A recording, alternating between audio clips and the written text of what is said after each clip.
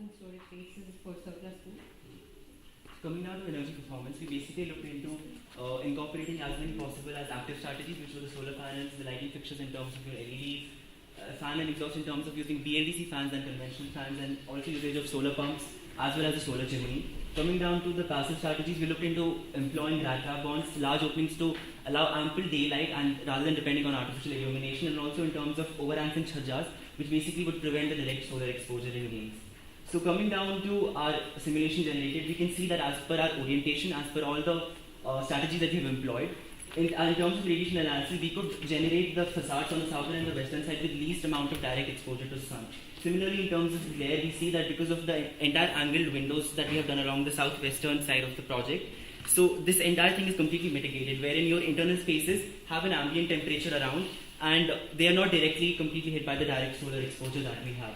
Similarly, as part of a CSR structure, when CRS structure, when we say the baseline API is around 55 to 65, but we achieved an API of around 28.1 by employing all these strategies of the passive design strategies as well as the active design strategies, and at the same time we also looked into the optimization of our building envelope completely in terms of comparing it with what the baselines were in terms of your brick walls being completely replaced by your CSCB compressed stabilized earth blocks, your roofings getting insulation by the XPS insulation, and your floorings getting covered by your red oxide floorings.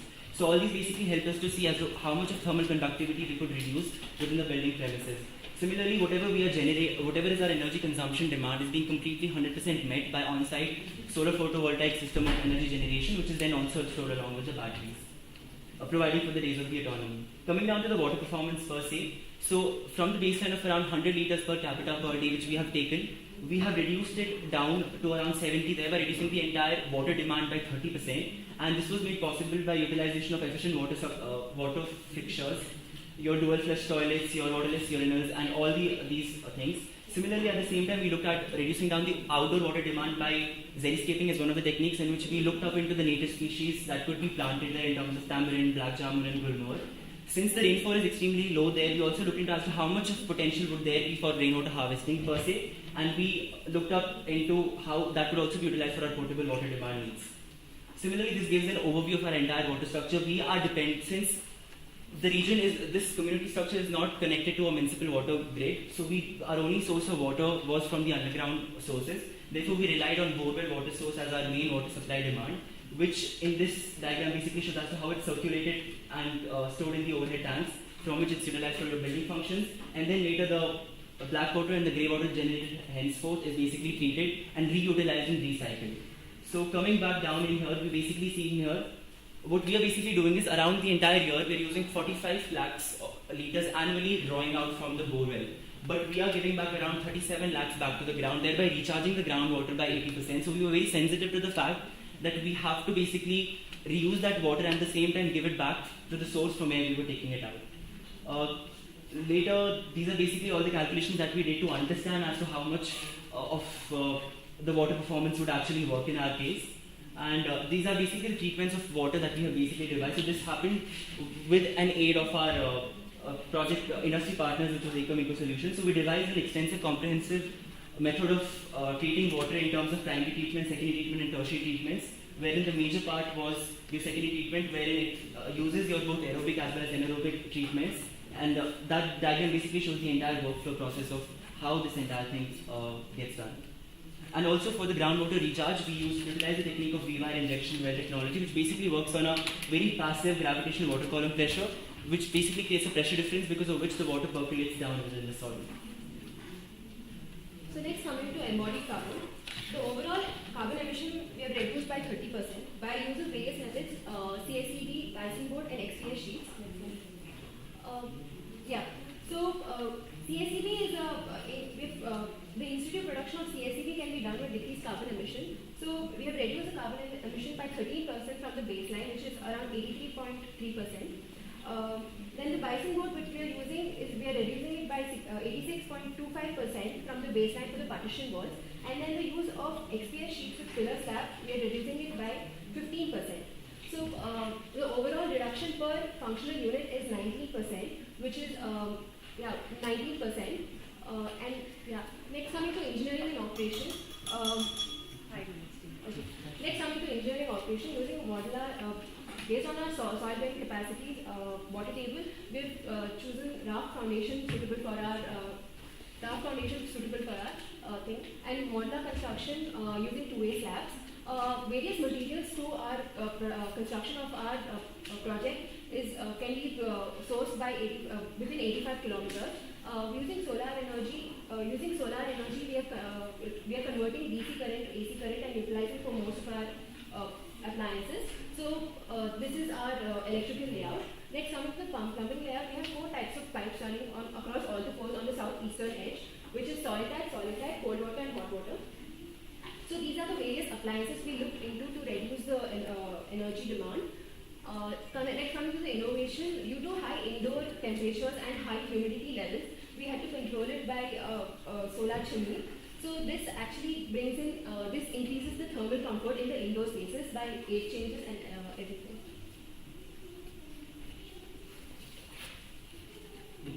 And apart from having the cross ventilation due to the orientation of the building itself, we thought of introducing a passive ventilation, that is through providing the solar chimney. In spite of introducing a technology like solar chimney in spite of introducing the solar chimney, we did not achieve the desired temperature difference of about 5 degrees Celsius in indoor with respect to the outdoor. Due to which we introduced another innovation technology, that is the aluminium foil into it. And this aluminium foil acts as a reflecting and the glassing material, which in turn increases the temperature of the air, and thus creates a pressure difference. And the pressure difference of 0.03 bar was achieved, and it acts as both cooling and heating system. During the summer, the topmost of this solar chimney is being closed, and so that due to the denser air moves upward due to the buoyancy effect, and it in turn cools the building. Whereas in case of and the potential benefits or the impacts of this solar chimney was improved air quality within the indoor, and it improved the passive cooling of the hotels. So,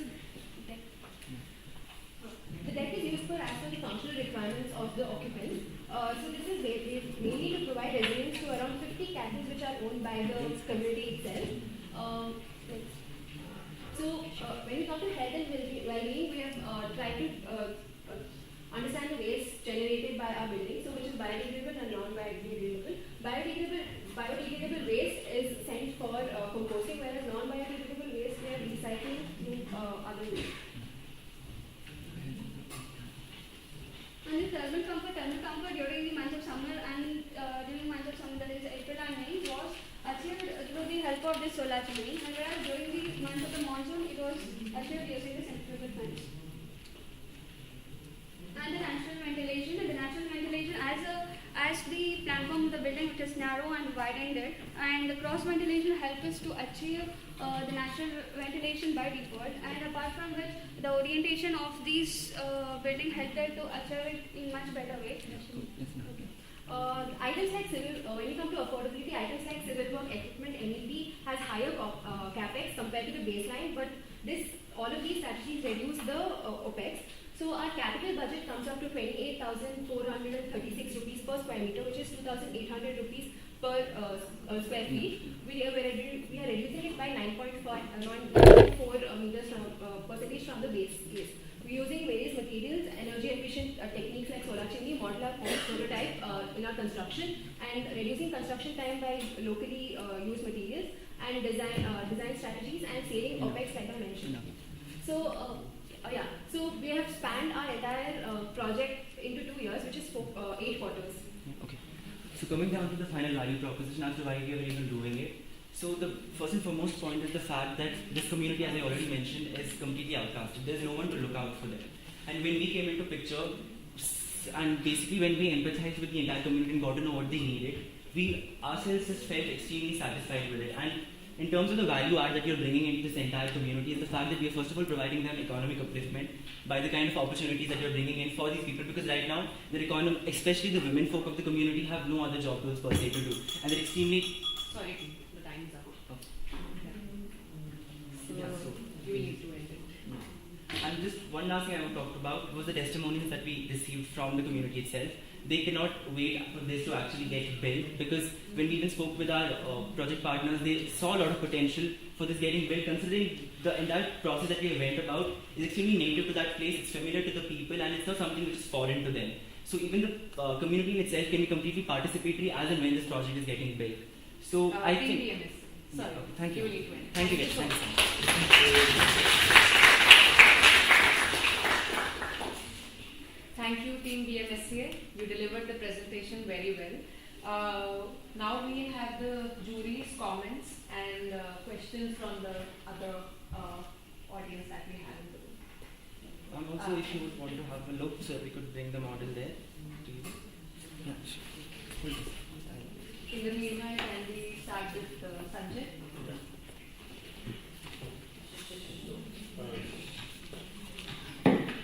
Hello. Yeah.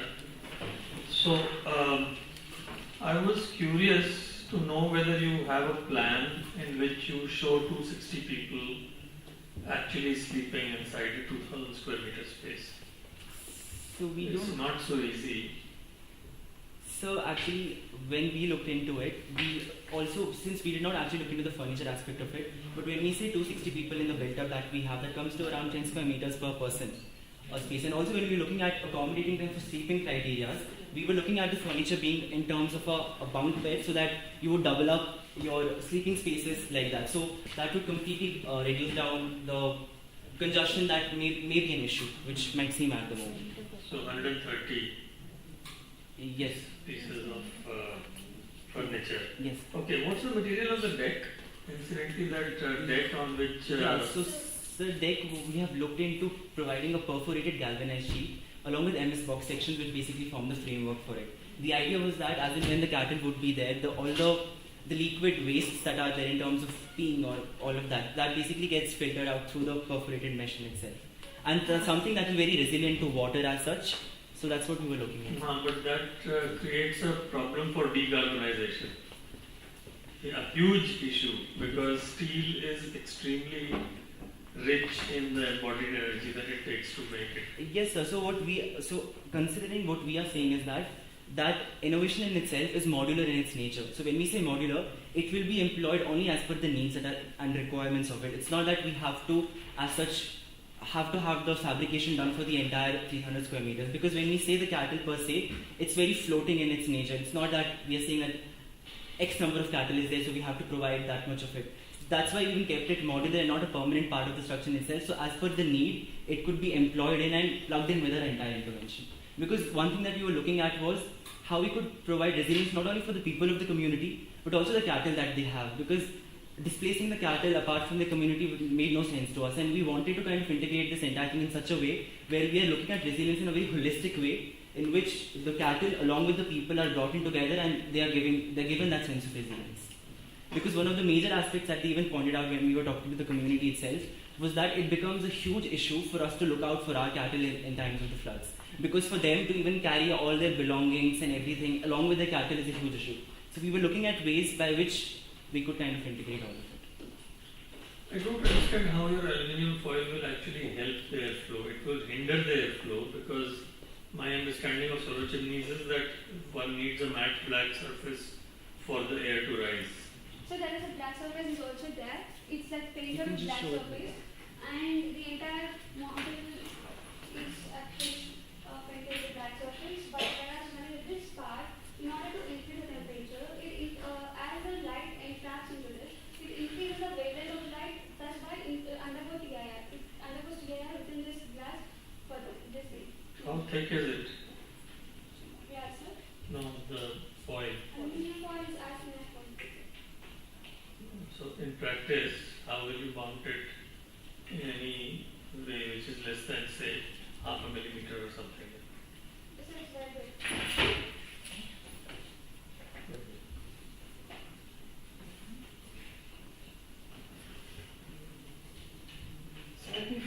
with congratulations. You've done a wonderful job, and it's nice that you actually went to the community, spoke to them, understood their requirements, and came up with a solution that works for them. So that's really nice to know, and I'm glad that you chose a community that is so marginalized. So great job there. So I have a few questions relating to what do you think, can you tell me, in a community resilience shelter, which is totally naturally ventilated, you don't have any conditioning systems, you don't have lighting systems, what would be your major criteria when you talk about energy and health and well-being? In terms of what would you look for? What is it when you're doing an analysis? What is it that you would focus on? Because energy-wise, there is no conditioning, right? Yes, It's only lights and fans and Yes, some sir. equipment. yeah. So what is it that you need to? What is it that you should focus on to take? So we actually also focused on the fact that we could maximize the ventilation as much as possible naturally. So for that to also happen, what we have done in our entire project, there is a very seamless open floor panel system that we have done. So that even when the ventilation happens along the southwestern sides, those winds flow through and through the building. There are no partition walls per se which breaks the entire floor. So the idea was to keep the floor plates like that along all the things as the same blueprint, wherein your winds would be basically flowing through and through the spaces, naturally ventilating them, so that the entire wind circuit flow happens and the number of air changes that we are going to have will basically get maximized. Okay, fair enough. There was some screen that you had mentioned in your report earlier, that there was a movable louvered screen. Was it a movable screen? But we were talking about the angular walls that shape. The angle walls, Yeah. these are the ones that you're talking Yes, about. yes. It is not a movable screen. Okay. And what happens when there is wind-driven rain? Because you said your winds are southwesterly and during monsoons, and there's high-intensity rain. No, ma'am, that's what. There is no high intensity rain. There is no high-intensity rain. The entire rainfall in the region is 343 mm annually. So, and the floods that we're catering to are man-made floods. They are not monsoon-driven floods at all. Okay. So the entire rainfall in the region is extremely low, and even if you have to cater to the wind or the rain, which may be in its inclination, the chhajjas that we have, or the basically the entire geometry of it is basically done to cater to that also, that it completely guards your windows from it. Okay, all right. Fair enough. So, one question that I have got is your orientation of the building. You've tried out various orientations. Yes. You said that you've come up with this orientation Yes. because it has what? You said operative temperature? Yeah, Yes. always Operative operative Yes. temperature. So, you said that you did an operative temperature analysis Yes. while coming up with an orientation? Yes. And how did that work? When you did that, how did you actually calculate the operative temperature for various options? So, ma'am, that was just one reasoning for that. So we have multiple reasons as to why we chose this citation in the first place. So I'll go about it. Yeah. The first one, as you asked, in itself, that was based on the simulations that we did in Design Builder, in which we saw as to what were the operative temperatures and different things. Second thing was basically what we are doing with this is, since we have a courtyard thing that is getting formed, and it is meant for the activities for the community during the non-flood periods and for the cattle during the flood periods. The idea was to kind of create a courtyard which would be naturally shaded all across the time so that the activities are happening, because this region has the temperature range, as you already mentioned, is around 30 to 35 or 40 degrees it goes to. So for activities to even happen along the southern side was not much viable for us to even pick across. So that's why we created an orientation in such a way wherein your courtyard is along the north side itself so that it's naturally shaded, and at the same time we also reduced down the surface area along the southern edge, because if at all we were to mirror this entire thing along that side, we were increasing the surface area that would be exposed to your solar radiations. So the idea was to decrease the surface area, and at the same time whatever surface area is exposed, guard that completely with the chhajjas that we have at an inclination itself. So considering the activities, the functionality of the building, along with the temperature analysis that we did, all in all, holistically, we arrived at this would be the most viable in terms of its operations and in terms of its functionality. I like your reasoning for it, Yes. but what I would sort of recommend or suggest is that when you're doing a very early design form analysis, it's not the operative temperature that you look at actually the surface irradiation on all the surface form that has the least. Yes. On all the walls together, rather than the internal conditions. That's what should be at a very early design stage. Second thing is, when you're talking about westerly winds, you're trying to pull in the Yes, winds. yes. So when you look at the southwesterly winds, let's say you have flipped it. you Yes. have a You have a greater surface area that actually is open to the Yes, ma'am. westerly, So, southwesterly. exactly. So, ma'am, we, to be honest, as an entire team, we have held like a lot of discussions on basically coming up as to which proposal would be right.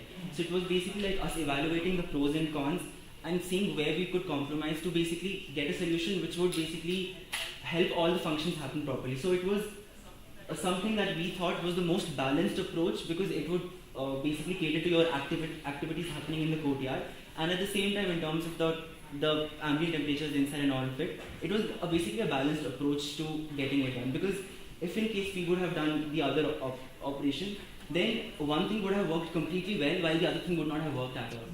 So for us to come up with something which would be completely balanced was our approach, and that's why we went there. Then the third question I have is the way that you've calculated the shading requirements for each of these facades. They're all same across all facades. Could you do a shading calculation to understand what should be your BSA, HSA, and come up with a shading design calculation? Yes, ma'am. So what we basically did, we studied the sun path analysis in Andrew Marsh completely, and that too in terms of how the sun angle is in terms of your summer months, wherein it's more inclined towards the northern hemisphere, and in terms of the winter months where it's much lower. So based on all those angles that we had generated and doing the research, based on that we basically devised this, and it worked in our favor while we were doing our simulations in Climate Studio as well as Rhino. so how much glare, what is the amount, what are the glare metrics? Yes, ma'am. So it was there in the presentation. Yeah, but how much was it? What did you arrive at? What So was we the basically saw that around the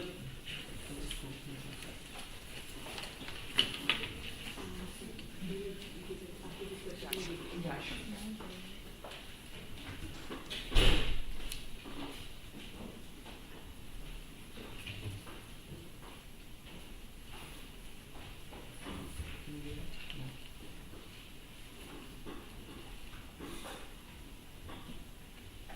okay so While you get there get there, Yes, I ma'am. think in a in a naturally ventilated building, For natural ventilation to work the well, most the important most important thing to take care of is comfort, visual comfort and thermal comfort. so those are So the those are the metrics that work you need to with work more with than more than anything in a else naturally in a naturally ventilated so ventilated space. So whatever whatever you you those are the do, metrics those are the metrics you need to compare various cases once you get into once you get into a detailed design. okay so the glare So the metrics glare metrics, you know, should be that's very Huh. dramatic. So we see now 89% of our spaces are imperceptible completely. that's when you take that's the when you whole take the floor. whole floor plate, but you need to make sure that hottest hottest time of the year should be shaded completely. right it's Right? not It's follow not follow only the metrics of glare of glare from ASC or something. You should actually go down Understand and understand when you need to provide shade during and shade during those times. Sure. okay and Okay. similarly And for thermal comfort also, you consider need to consider the thermal the thermal comfort comfort metrics of operating temperatures inside. consider And that consider that as the metric that you achieve. when you manage When you to manage to achieve achieve comfort, then only then only you will have managed get to the right get the right EPI. so this So this good efforts good glad to efforts. see I'm you glad doing to well. see all the work that you've done. Thank you so much. Thanks. So, I think I'm going to look more from the resilience aspect in my clarification. What's the total cost of the building? 20,000 rupees per square meter. But can you give me the cost of the building in terms of total built up?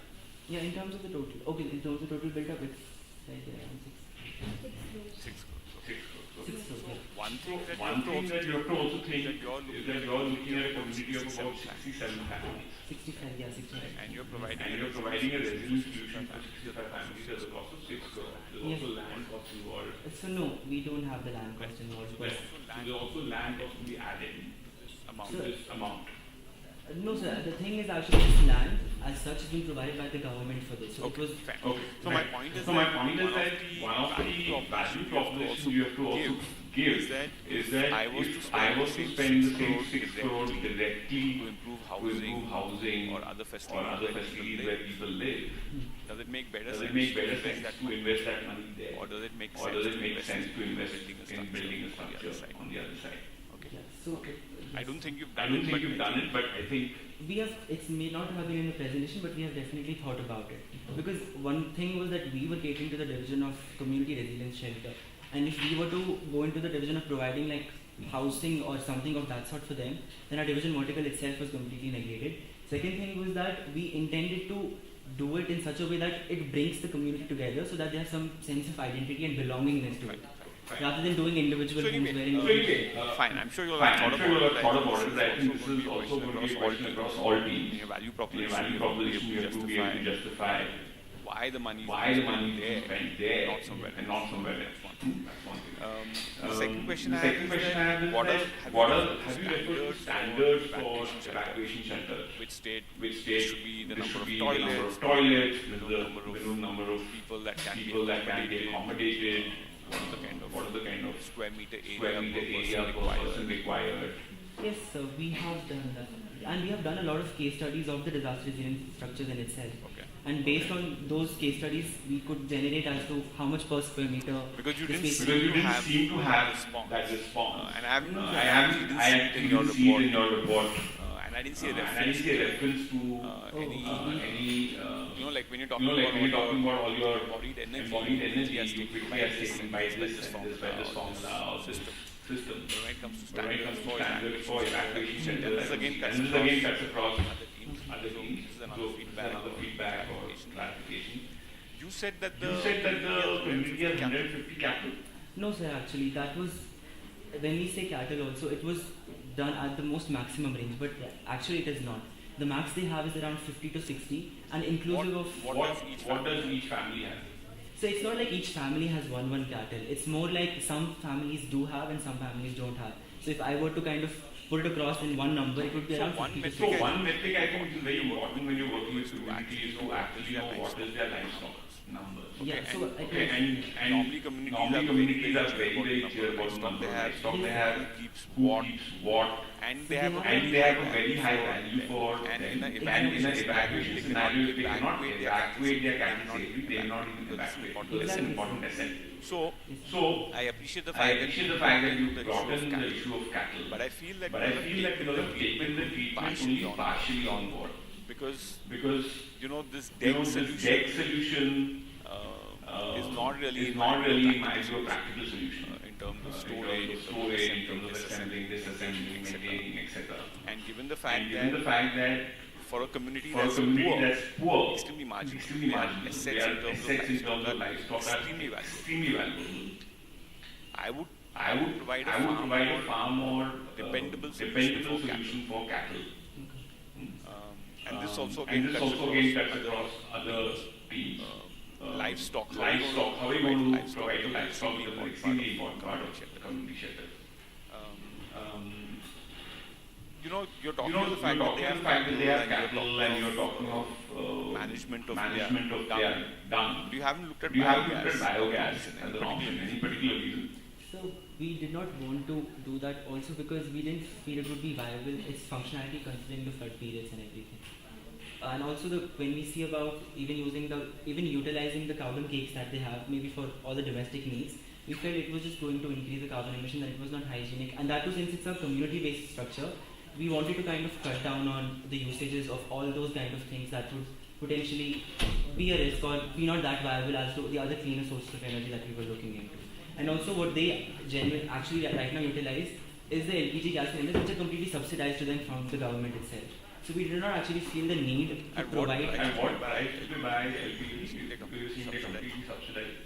The pricing, sir, I'm not really sure of, but speaking to the community and getting the data, the only thing that we could get hold of was the fact that it's subsidized for them and they just receive it from the government itself. So we felt that since that is already... When you're suggesting that they dry it, what are they going to use it for? So they're not using it. So what we are intending to say is that the manure that they are basically having, they will go and sell it back to the agriculture because they are workers in agricultural fields and all of that. So the idea is they could sell it, so it could also be a very minor economical way of generating in the money. choice In the choice of CACB, what is what the is suitability of soil in that area for compressed stabilizer?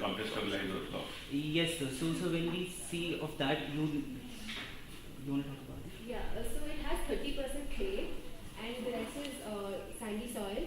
wet sandy soil, so it is it's suitable for CSAB. When we spoke to our industry partner as well, Aureka Sustainable Solutions, we gave them the statistics of what the soil components per se are, and that Aureka, which were our industry partners, speaking to them, they basically analyzed as to if it is even viable for the on-site production of this, and they gave us a green signal with it with the characteristics of the soil. Who's going to run the shelter?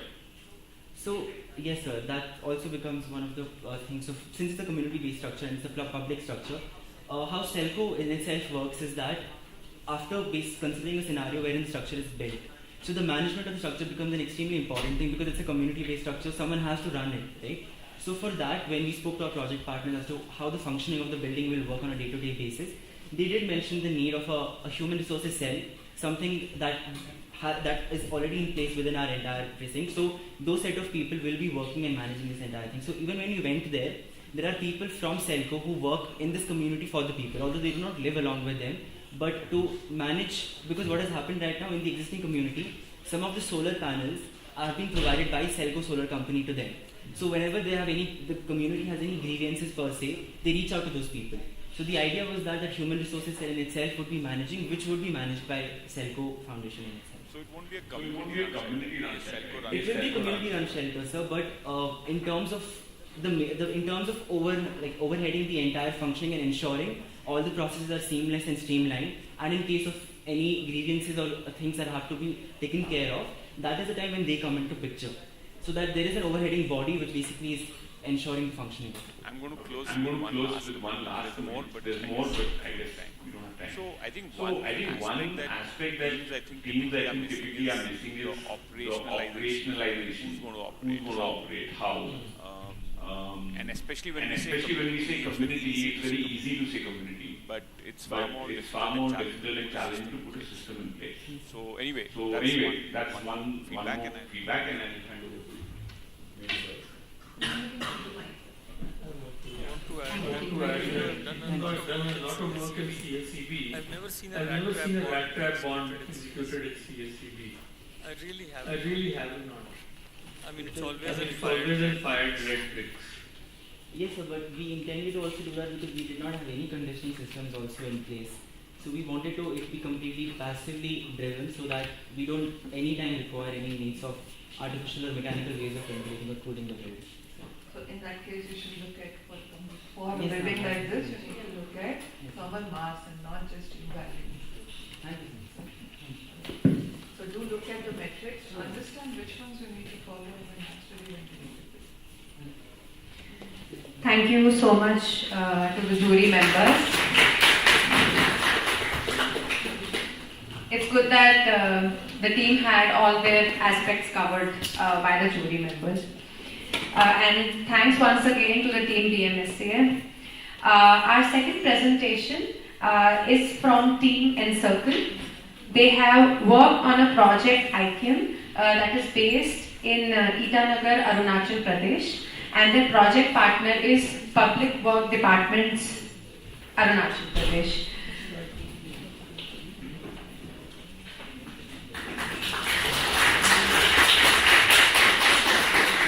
So, the team, you will be getting 20 minutes to present your work. At 15 minutes, I will ring a signal for you.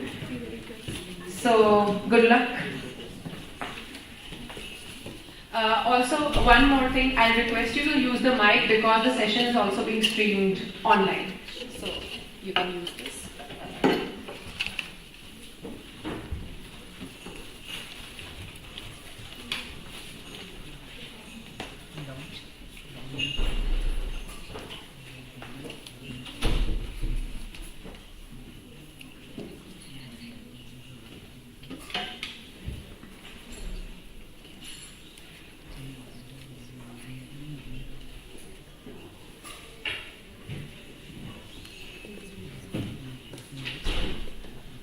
Your time has started.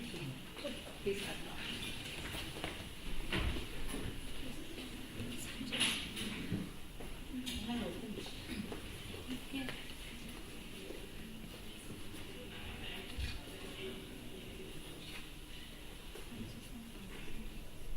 That's okay, you can start.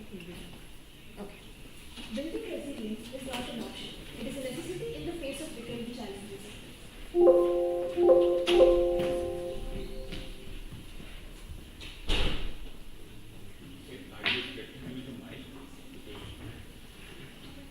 Yeah, please use them.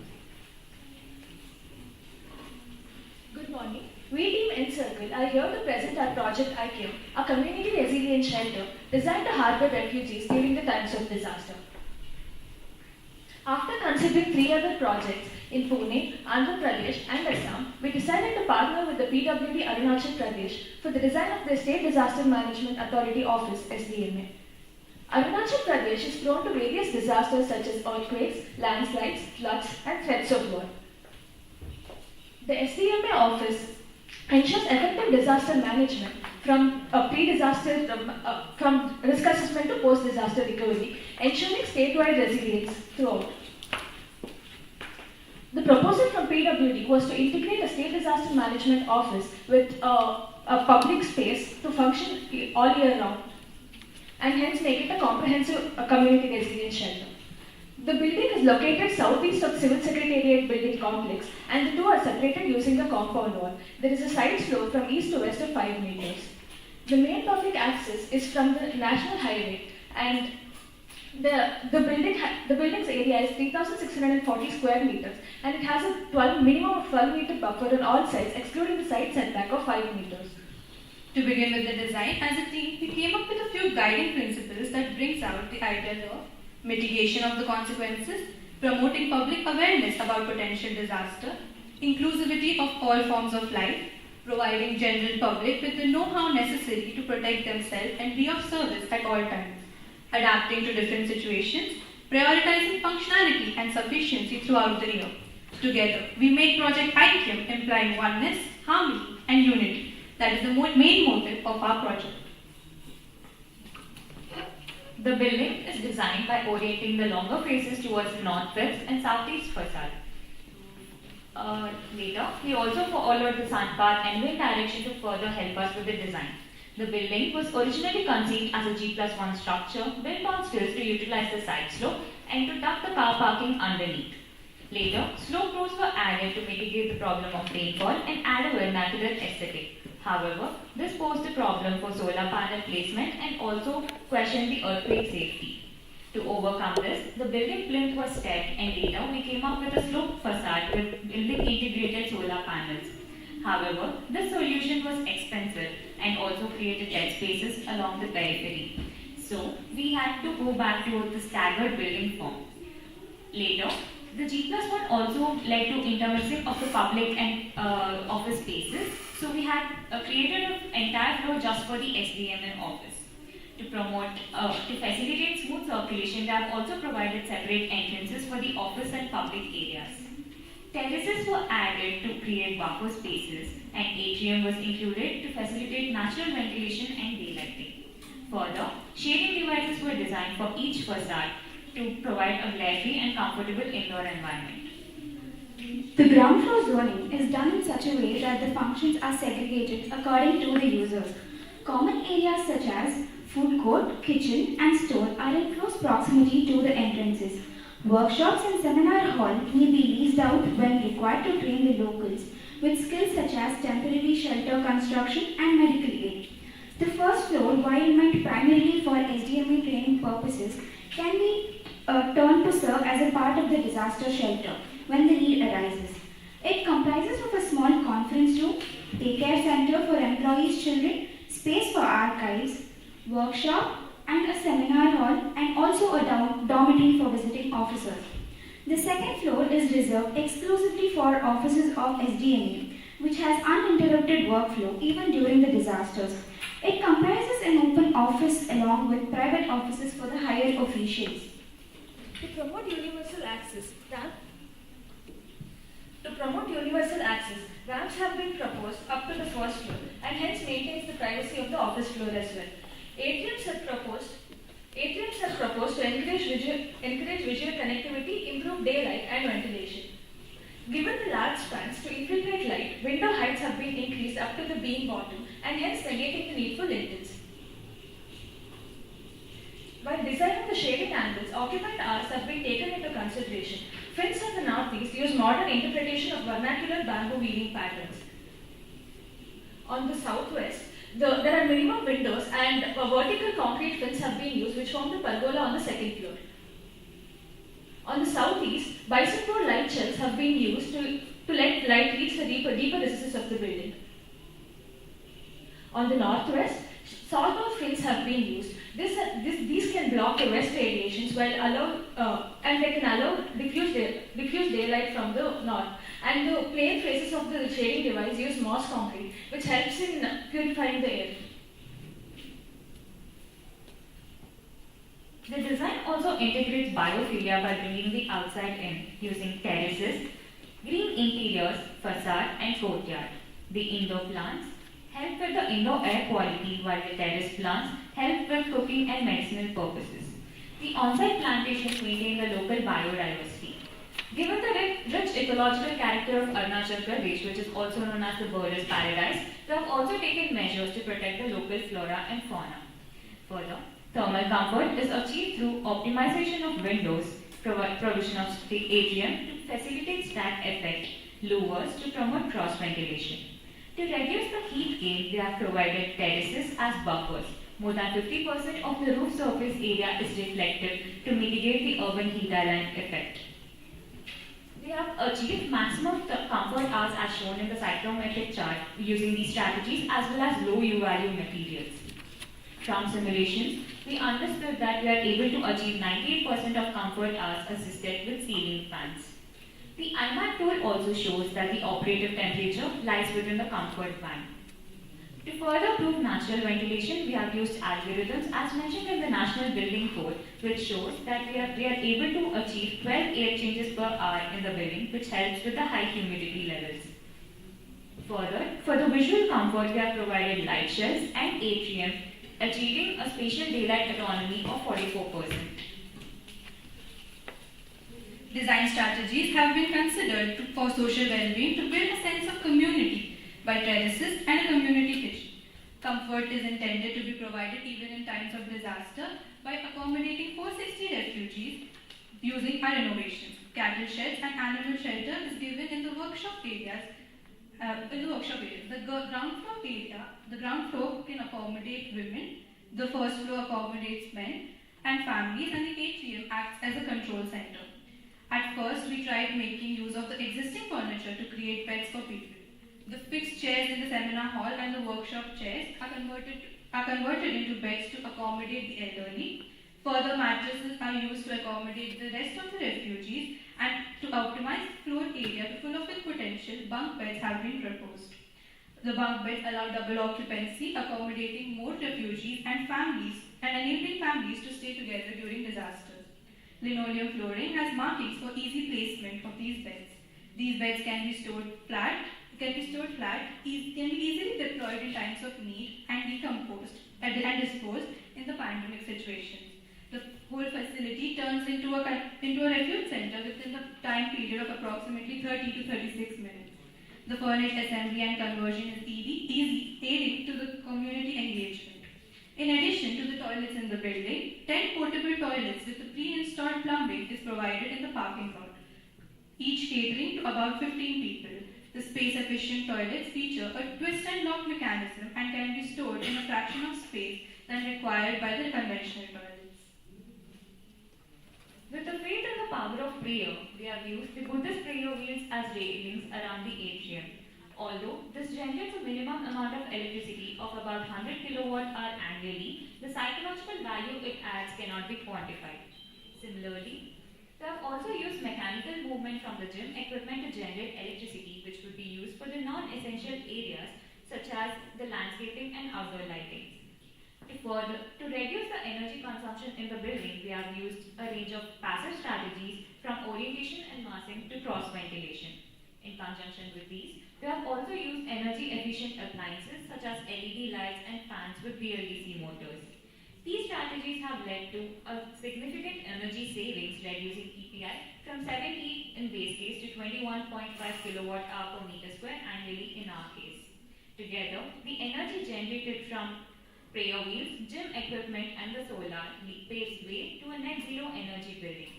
Solar power is the major source of energy on site with an installed capacity of 80.1 kilowatt, covering a roof area of 70%. These panels are connected to lithium phosphate batteries which are sized to provide the building with 4 days of autonomy. These batteries are further connected to the grid so that even if a disaster were to occur during a cloudy period or if the grid connection gets disrupted during a disaster, the building would still run on the batteries that are charged. Itanagar, being a hilly region, doesn't have provision for underground water sources.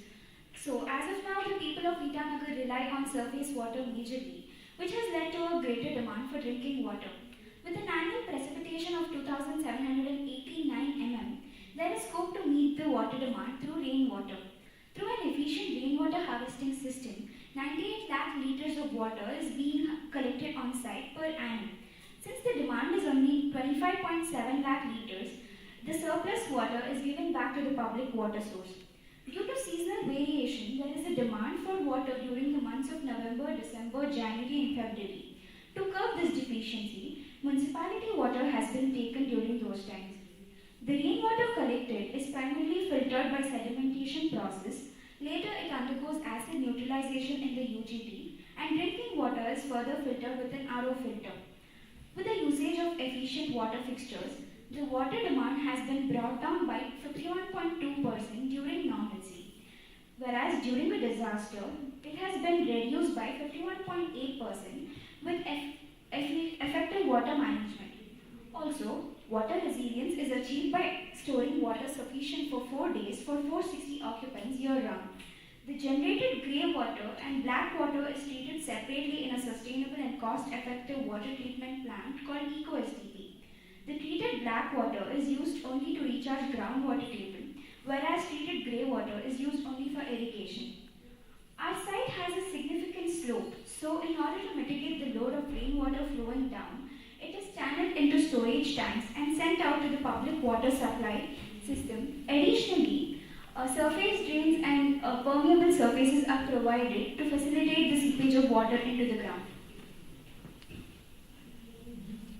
Gabion walls are provided on the southeast side as a protection from landslides. It is also strengthened by the peripheral vegetation system, which increases soil water retention and absorption. Resilience against fire hazard is given by demarcation of fire escape routes. Fire extinguishers, hooters, and fire buckets are kept in the accessible corridors. Green infrastructure captures particulate matter and helps in CO2 removal and urban heat island mitigation. Food is stored for 530 occupants for 4 days, which can be used in the kitchen activities both during disaster times as well as normal times. In order to maintain a clean and safe environment, an action plan is laid out effectively to manage the waste generated on-site. During normal times, the biogas helps in cooking for 11 occupants per day, while in the disaster times, since the sustenance is higher, it helps in serving 57 occupants per day. For earthquake resilience, the building plant is maintained symmetrical and regular so that the seismic forces are evenly distributed. We have chosen short piles for foundation as long piles in the earthquakes can create plastic hinge. Understanding the significance of stiffening, we have incorporated 3 layers of interlocking. The first is in the substructure where the short piles are bored into the soil, followed by the column footing and the column pedestal. The short piles under the plinth beam that acts as pile caps are also constructed accordingly. The second layer of interlock is within the wall, niches in the plinth beam in which bamboo culls are inserted, followed by the CSEB. The top portion of the bamboo is sealed with the beam concrete, providing a robust connection. However, this prolongs our building construction timeline, as only after the construction of the walls can the construction of the beams begin. The third layer of interlock is within the CSEB blocks. The compressive and the bond strength of an interlocking block is more than the nominal break, and the energy absorbed is 60 to 70% greater. The earthquake analysis done on StatPro shows that the maximum deflection is about 32 mm within the span of 13.95 meters, which is well within the limits. The earth blocks use locally sourced loamy soil. Straw fibers and fly ash cement are used as binders or admixtures to provide strength and stability, and these blocks provide provide a significant role in the reduction of embodied carbon. Apart from this, we have used other strategies such as use of linoleum flooring, which uses natural and renewable resources. We have also used green pavers, and we have used tiles generated from ceramic waste for balconies, so that the tile wastage is less to the landfills. So this reduces the emissions of the carbon emissions from floor by 50%. Coming to the structure of the building, our RCC structure uses 50 to 85% recycled steel and 30% fly ash concrete, which offers a reduction of 45% of embodied carbon. Additionally, waffle slabs were chosen to avoid columns in large span areas. Waffle slabs use bamboo wicker basket pots instead of PVC pots, which adds on to the vernacularity of the building. In other places, one-way slab with bamboo and recycled steel reinforcement are used. This helps in reducing the need for steel in the structure. For windows, we have used salwood and polycarbonate paints. The salwood that is cut down can be planted by trees on site. And the polycarbonate paints are clear and they do not shatter like glass. For the fins, we have used bamboo. Overall, from the product stage to the end of life, we have tried to reduce the embodied carbon using various strategies. Using all these materials, we have managed to get the embodied carbon down by 68%. Along with the material, construction and design comes the costing of our building. Initially, the project partner gave us a built-up area of about 2,200 square meter, but with time, programs like seminar halls, workshop and gyms were added, increasing our built-up up to 4,200 square meter. However, the per square meter cost of base case is about 41,000, while ours is about 30,000 per square meter. Comparing the cost per square meter, our foundation costs a little more than the double of the base case since we use pile foundation over raft. The big ticket items for our cost reduction is the proposal of CSCB blocks in our design costing us 1/5 of the AAC blocks used in the base case. The proportion of the walls is less due to long spans, reducing our painting and plastering costs significantly by 1/3 of our base case. The cost of RCC use has also decreased by 28% when compared. The use of linoleum flooring over granite reduces our cost by 1/3. By proposing a naturally ventilated building, we significantly reduce on our HVAC costing, which is up to 350 rupees per square meter in the base case. The cost of doors and windows is also reduced by 90%. This is majorly because the base case uses a large proportion of its facade as curtain walls.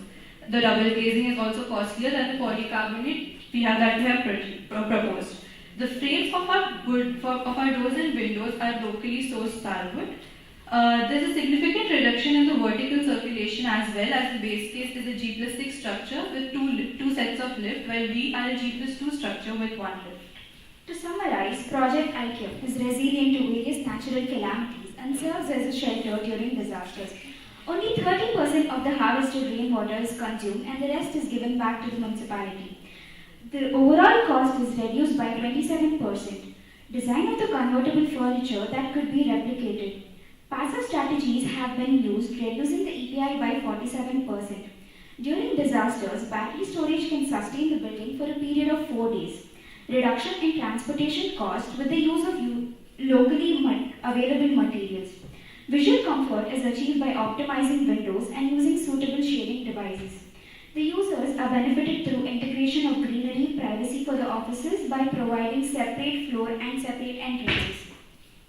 Our team has also developed an app prototype that could be adapted nationwide, customizing to the local needs. It provides with disaster-related information and subtly prepares the users through integrated games. In case of a disaster, it helps in identifying the shelters nearby and also in understanding any urgent requirements such as any physical assistance or medical aid that is required. This has been Team Encircle with Community Resilient Shelter in Itanagar, forging a path towards a safer, stronger and more resilient community for generations to come. This has been Team Encircle with Project ICAM, together against all odds. Thank you.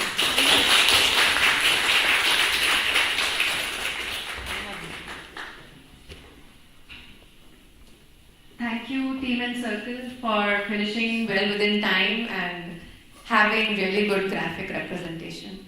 I'll move on to the jury members. for their comments and questions. So I believe you have circulated this AQM.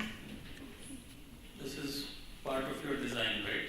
Yes, sir. So we have designed a manual that could be understood by a layman how to convert from a normal to a disaster scenario. I only have an objection to using the top floor as an office all the time.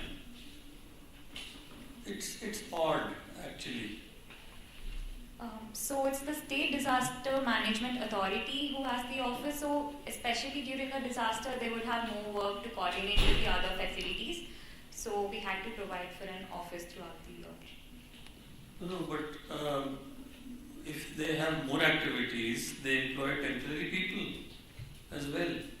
So they require more area rather than less area. The bottom two floors or bottom floors will be occupied by the beneficiaries, isn't it? So in the normal times, we are also accommodating other volunteers who would be trained here how to help during a disaster and to build temporary shelters. So that is the reason we have a lot of workshops and seminar halls in the building, which would be used to accommodate refugees in the time of a disaster.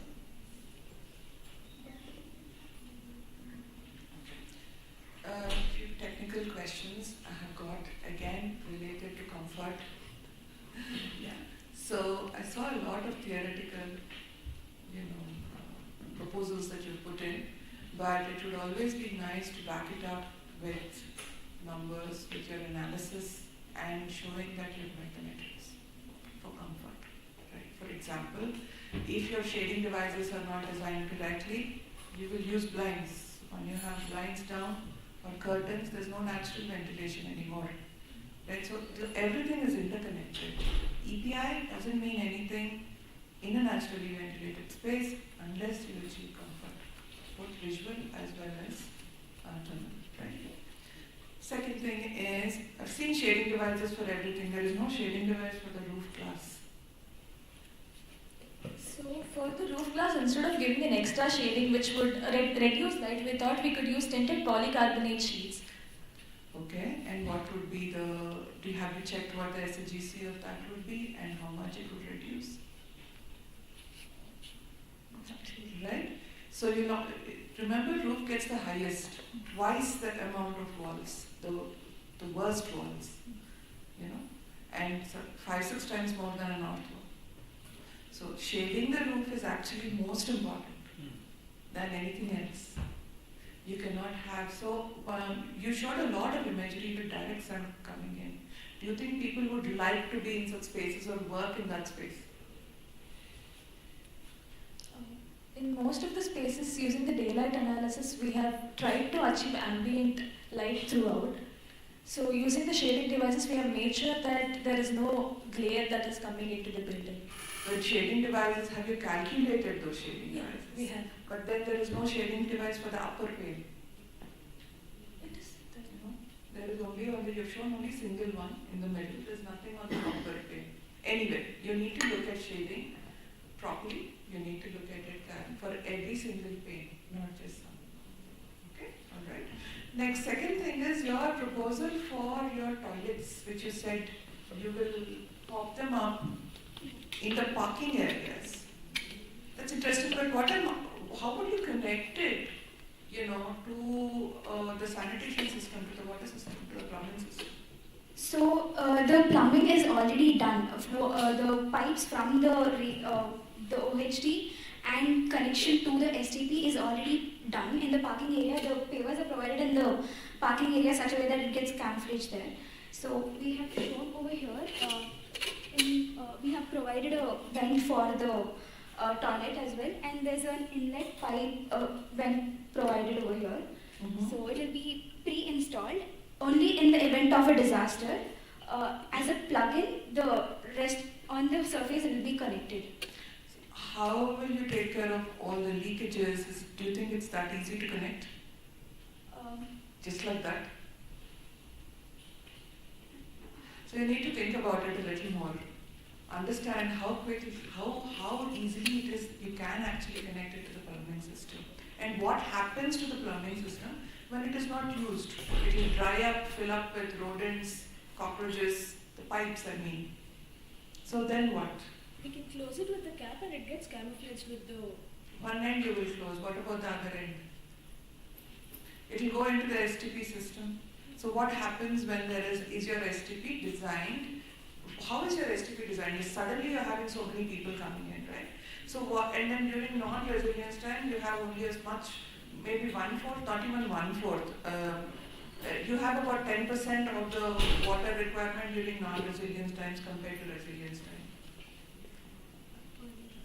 For the STP, I mean. So how will the STP take care of the sudden extra load? It is designed for 7.7 KLD per annum. So at the peak load wouldn't be at this, throughout the day it wouldn't be there. So STP is designed for a peak daily load, not for an annual load, right? Yeah.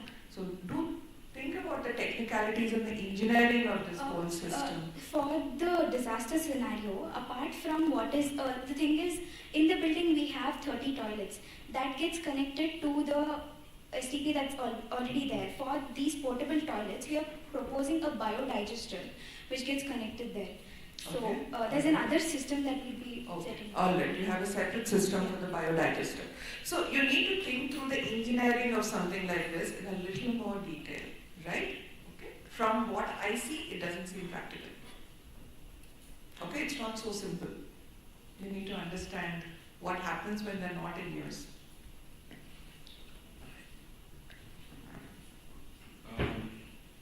Okay, so, one comment straight away is that you've given a name after a lot of thought, but it's a Sanskrit word. We are in Itanagar. Why would you choose a Sanskrit word? I don't know. Why so much effort in choosing a Sanskrit word for Itanagar where people probably don't know Sanskrit at all? So what we thought of was first we laid out our guidelines and using the first letters of that we was trying to make out words and then this word came up and it also was related to our building so we chose it. Okay, see, it's fine, I'm sure you have a reason. I'm just saying that if you're working in a community residence center in Itanagar, I would rather choose a name which people locally, the community can understand, rather than you having to explain that this is a Sanskrit word that means this, this and this. Okay. Where is the community in this? So this building caters to people in Itanagar, in and around. Yeah, but what is the community engagement?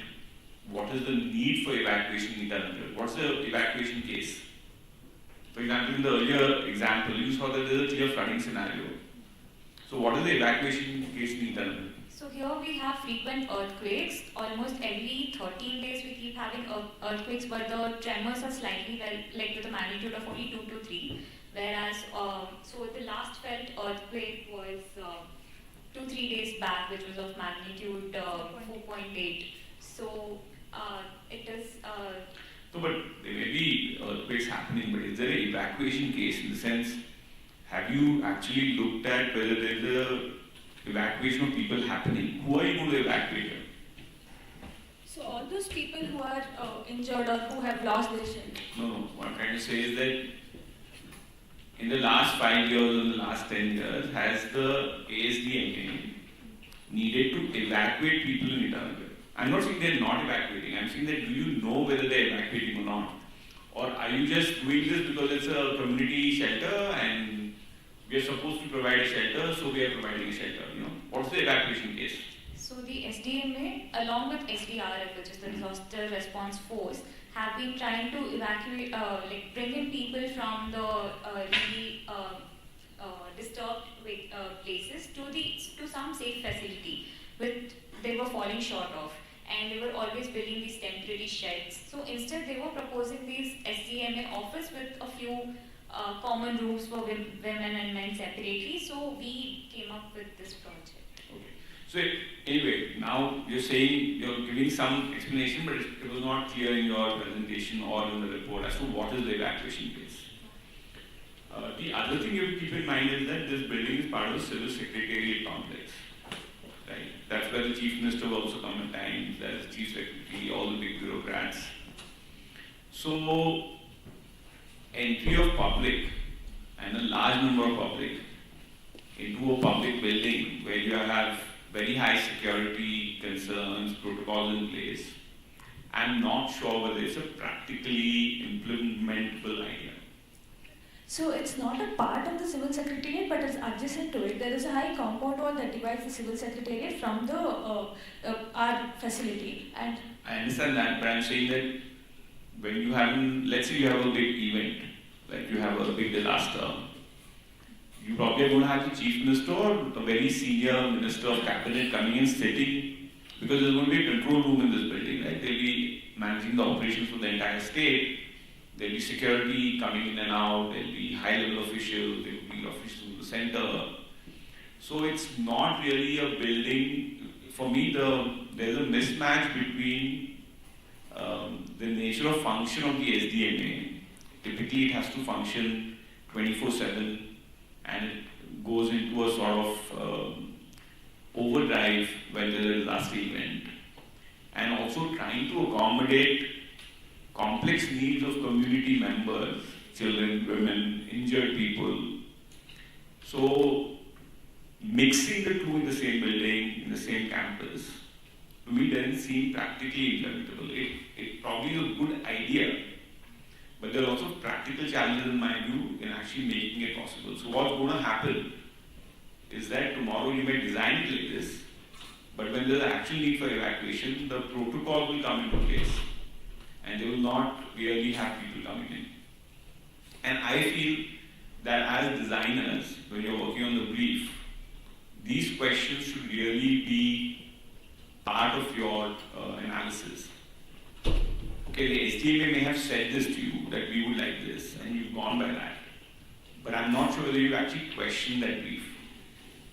so, not to disturb the privacy of the office floor, that's why we have not provided vertical transportation that is accessible to the public. I see that you provided different entrances, different floors, but I'm saying that still to get 400 odd people in the same building where high-level bureaucrats are operating, and there's a high security protocol in place, in a state like Arunachal even more, the chances of it actually functioning like this are not very high, in my view. Yes, so we understand the challenges you're mentioning, but we looked at it as an advantage because we have an SDMA office in place that they would be able to cater to the needs when a disaster occurs, was our point. No, you have to understand that the SDMA has a very high mandate in a situation like a disaster. And while they may be well placed to, there are other people or there are other places that are better, more convenient or more suitable. So anyway, that's one more thing. And then, there's small things. For example, you're talking of SAL being local, and hence you use it. Is SAL really growing in Arunachal? Yeah. Okay. There is a forest right like 4 kilometers away from our site. Also, this whole furniture setup that you've created of bunk beds, I'm not really sure whether it's practically implementable, whether, see what happens in scenarios like this is that there's a lot of wear and tear of everything, of surface, of furniture, of windows, of toilets. So, a bunk bed which requires so many different parts to assemble, the chances are that the wear and tear will ensure that the next time you can't use them. So that is the reason why we have chosen cardboard, so that it can easily be recyclable or it can be decomposed easily. No, I don't know. I personally don't think it's a practical idea. Anyway, I'm gonna have. Piyush, can I request you to I'm done. do with the other discussion points during the break? Thank you, Judith. Thank you, Team Encircle.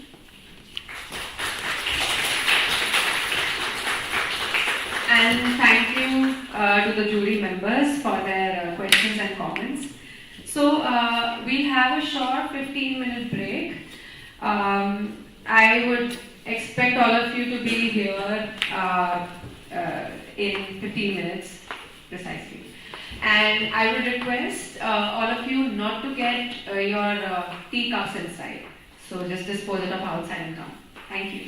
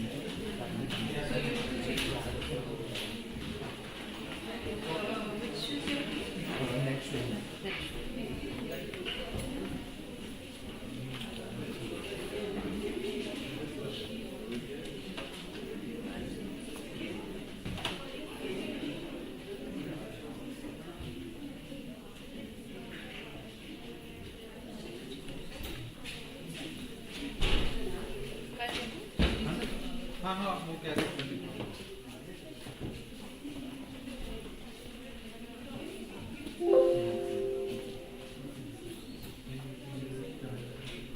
So you are the next one.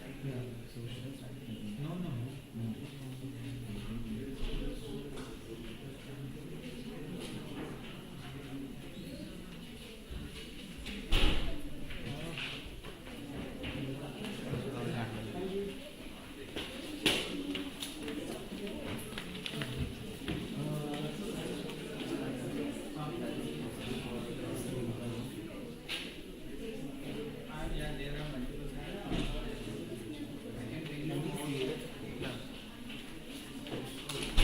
Very simple thing. Yeah, it's fine. This will lead to the next one. This will lead to the back side. These are the ones. I'm pressing the button. Slide down, forward, back, and this way. Thank you.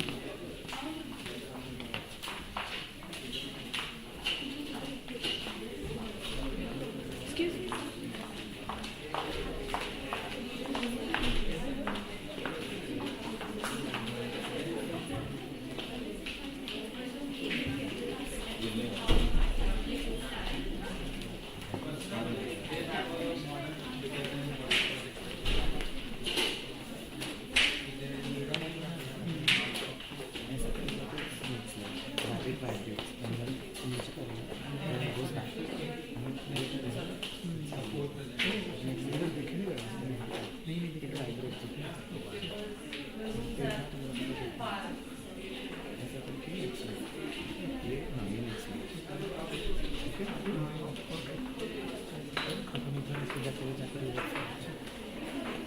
चलो rehearse कर एक साथ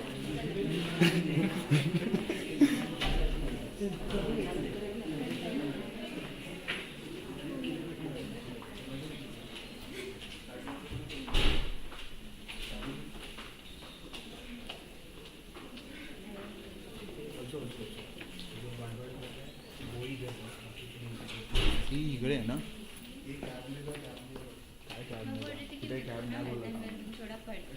कौन सा कर चल जाऊंगा कौन होता है मी रिहर्स केलं ना बिना बघता फक्त नंबर फक्त बघायला लागतो ना सगळा चालू आहे काय आय डोंट नो आयडिया असेल नाही दॅट्स ओके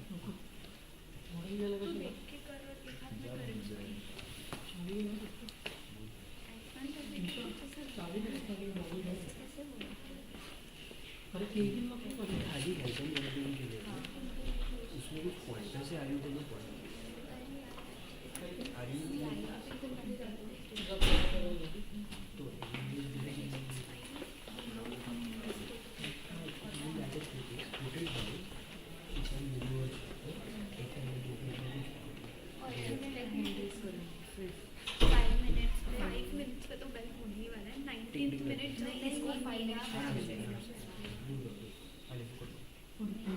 स्टार्ट करेंगे वो कब कैसे पता चलेगा क्या वो लोग कब स्टार्ट जी अभी स्टार्ट केलं अजून दैट इज द ट्रिक कि हम लोग इधर आए हम लोग मॉडल एडजस्ट करे वो टाइमर चालू कर देते तो यू डोंट किया सबका किया नहीं किया फर्स्ट सबका आराम ये हो बट फर्स्ट टीम को भी कंक्लूड करने दिया हो वी जस्ट हैव 10 मिनट्स अपन अगर उनको दिया तो मैं मेरा control slide complete keep the pointer down जब वो स्लाइड आएगा नहीं मैं इधर ही खड़ी रहती हूँ कैमरा बोल कि तू इतना दूर खड़ी है प्रेजेंटेशन से इट्स ओके हम में से कोई तो क्लिक करता कैमरा में जो बोल रहे हो वो उसको कैप्चर कर रहे हैं आई डोंट थिंक क्योंकि उसने घुमाया और प्रेजेंटेशन पे लेके गया जो बोलतोय तो पण कॅप्चर होतं असाच व्ह्यू येतो की तुझा माणूस इकडे उभा आहे and it's okay if you never look there there is कोई प्रॉब्लम उसमें बातें नहीं क्या ऑप्शन नहीं हो जाएगा मॉडल लेने कौन गया ईशा ने बनाया गेलं अरे ईशा हेल्थ वेलबिंग डिस्कस कर जाऊ दे जायचं हाऊस जाऊ दे अरे हाऊस काय टीमचं नुकसान होतं त्या काय करू शकतो बोललो मी then हमेशा तेजस है वो असेंबल्ड है क्या मॉडल? हाँ वो कंप्लीट है वो इफ यू वांट वो वाला मॉडल अपन परमानेंटली उधर ही रखते हैं हाँ और ये वाला मॉडल एक्सप्लेन करते हैं एंड मे बी पण दिसणार अगर नाही. जब मैं कंक्लूजन बता रही हूँ समवन पुट इट वो एक बार रख दिया उसको नहीं लगता, वो वेरी फ्रेजाइल. हाँ हाँ तो वो उधर ही. आई थिंक 19th मिनट का जब मेरे को सिग्नल मिलेगा I am doing the conclusion I think someone should keep the ये वाला मॉडल भी उधर क्योंकि ये मॉडल नहीं चौकी होने के खाली के सामने रखना. कुछ करते नहीं है. अगर तू बात करे तो nobody else is doing it. मतलब 19 मिनट का सिग्नल कौन देगा मैं ऐसे करूँगी, तू भी करना. नहीं ऐसे अरे, तो उनको तिचं लगेगा लक्ष कि नाही. ऐसा पानी पियो वगैरह ऐसा कुछ तो नॉर्मल है पानी पियो करते हैं. तिचं लक्ष असतं, लक्ष उसके असेल पीछे पाहिजे. चले जाते दोनों. अरे अगर मैंने 19 मिनट का अलार्म नहीं मिला मेरे को ना तो कंक्लूजन सुनो ना मैं और ईशा उसके पीछे चले जाते. इतना ड्रास्टिक चीज अरे बस एक पानी का बोतल उठा ले. पानी का बॉटल किसके पास है? अबे वो है उधर है.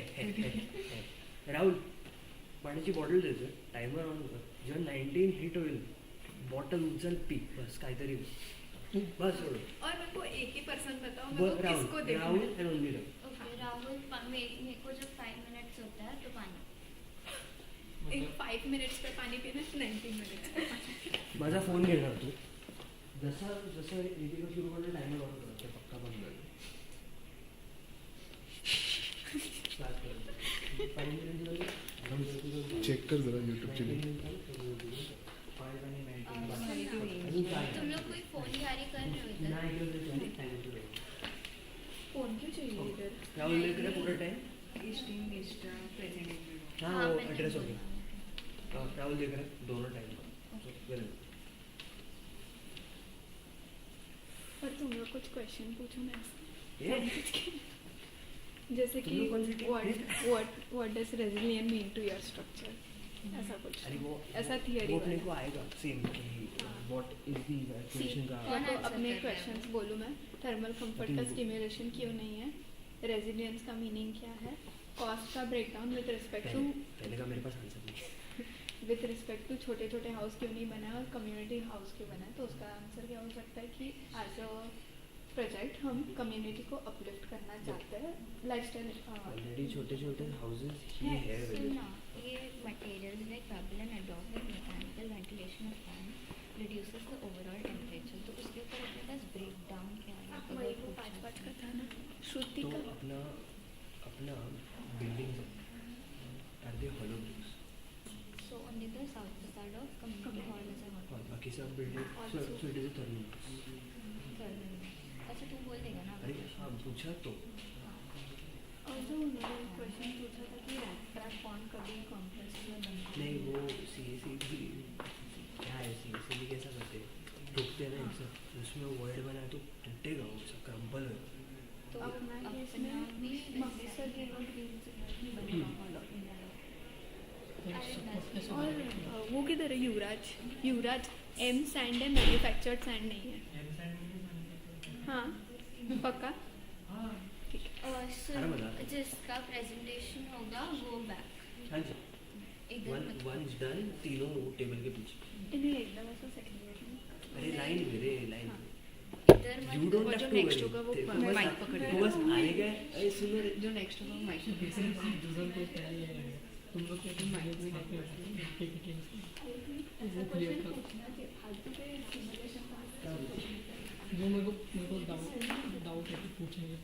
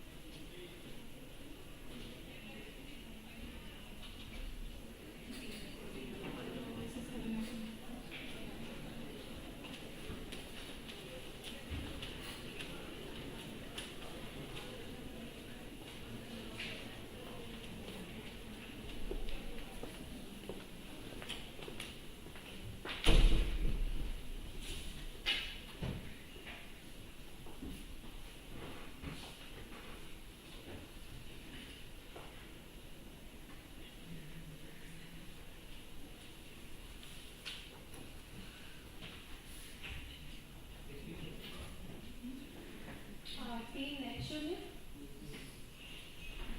Who are the members? Okay.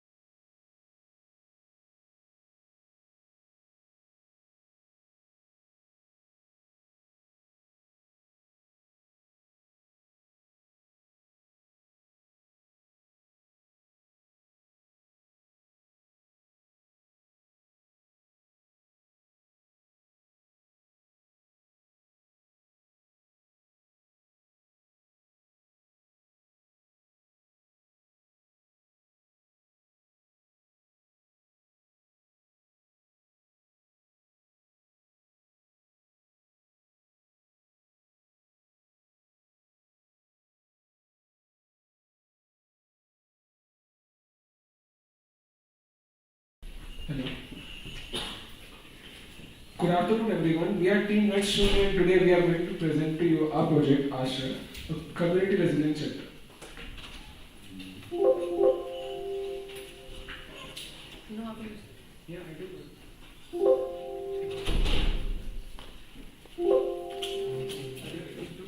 Other way around. Yeah, this is the other way.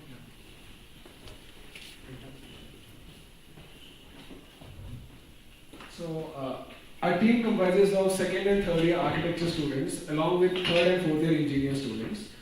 Throughout our project, we also had a lot of help from our faculty advisors, Dr. and Professor Anand Achari sir, along with Professor Shirish Deshpande and our own Arijit Nirmal sir. Apart from them, our team members also included our project partner UN Habitat and our industry partner Biophilia. So our site is located in Nepal, in the chalk of Machendra Bahal in Bungamati. Now Bungamati is a region which experiences cold and humid climate throughout the whole year. It's also located in the Seismic region 5 of Nepal. Our ashram has a built-up area of 805 square meters and a ground coverage of 91%. Some requirements given by project partners included no glazing, only using of Mangalore tiles for roofing, traditional materials to be utilized for the construction of our ashram, some wooden doors and openings, and a specific height restriction as well.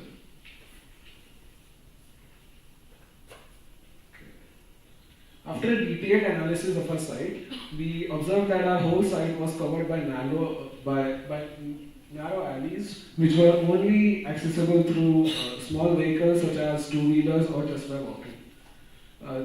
The people living in and around Bungamati are very prominent in farming, so much so that all the rice seeding that is completed is done in the chalk itself.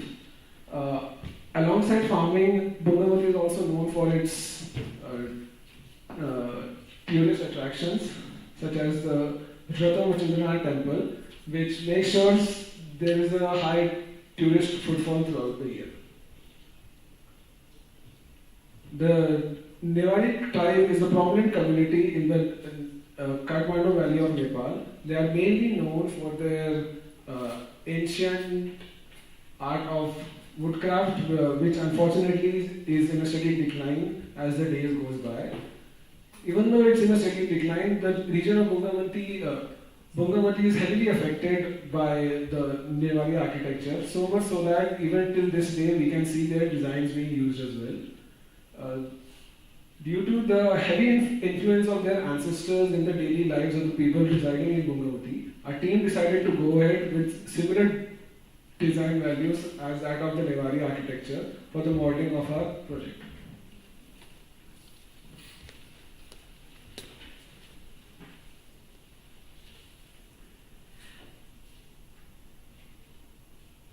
The concept is derived from the traditional pagoda architecture.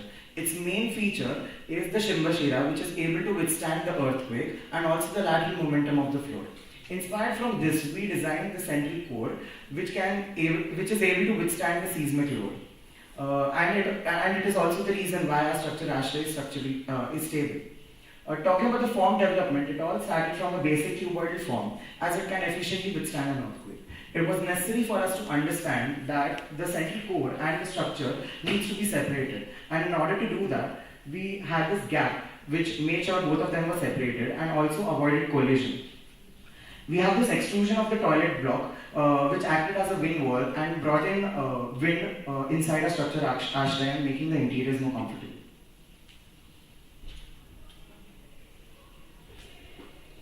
We perform finite element analysis in order to observe and to prove that the central core can single-handedly withstand an earthquake.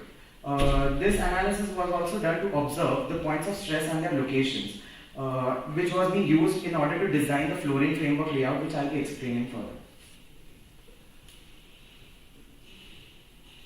Talking about the floor plan, that is a Chendi, it's called as a Chendi in Nepali. It is a public space on the ground floor. It comprises of a workshop and a community hall for festive activities. We have an entrance foyer with intricately carved wooden arches which would welcome people inside a structure ashray. Moving on to the first floor, that is Matan. It is a semi-public area comprises of hands-on training workshops and also a kitchen and eating area for the people, for the carpenters. We have breakout spaces as well for recreation in front of the workshop. Talking about the second floor, that is Chota, is a private area. It comprises of an hall which could be used for rent. It has rental services as well. We have admin area which overlooks the chalk area.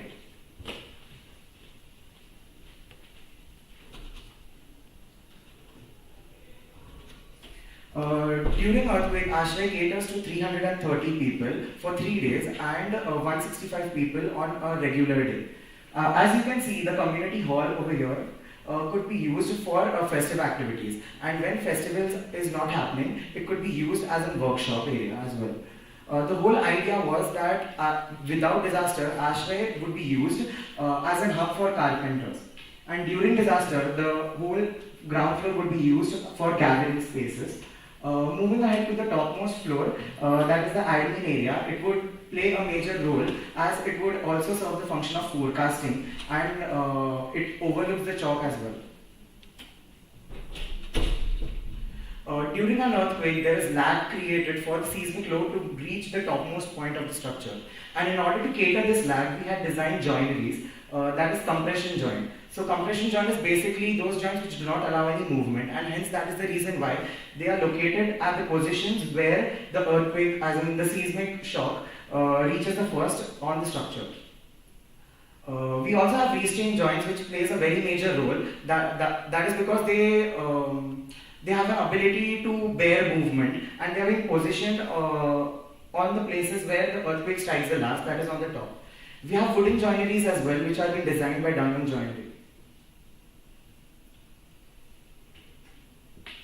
We have dampers placed in the gaps between the structural system, as in the structure and the central core. These dampers are able to bear the momentum, the lateral momentum, by contracting and expanding. This was the flooring girder layout which I was talking about while explaining the finite element analysis. As you can see that the girders are perpendicular to the Shimbashira, it provides an efficient load transfer from the central core to the rammed earth walls.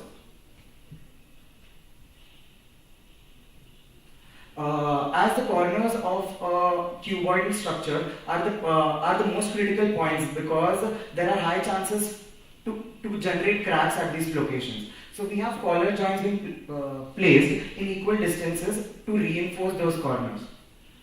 We also have 400 mm rammed earth walls which provide extra earthquake resilience. During a disaster, because Gungavati is has compact settlement, people tend to come inside the chalk via the narrow alleys, and they would congregate inside the chalk, and then they would come inside a structure Ashray for accommodation. Pre-disaster, these are the features that we had done pre-disaster, during the disaster, and after the disaster. We have forecasting zones which will play a major role as it can save as much lives as possible by making people aware that there is an earthquake coming. We have fire protection enamel, making sure, as we have used a lot of wood, we have fire enamel protection which provides 2 hours of fire protection. We have signages placed in order to guide people towards Ashray and towards the chalk. We have provision for resources for 3 days of electricity and water for 330 people. We have conducted mock drills as well to make sure that people are being trained and they are ready for an earthquake. Thermal comfort is being achieved by using insulations as well, and white interiors are being provided to create internal therapeutics and create a sense of calmness. We have provision done for avoiding the smoke being, as in there should be proper ventilation in the structure, so that is also being done, and we have earthquake resilience features there in our structure. We have medical help itself on the ground floor, making the design more user-friendly. And we have provision for tents in order to cater people other than 330 people in the chalk as well. These tents would be provided in the storage beneath the staircase. We have provision for non-perishable food for 3 days for 330 people.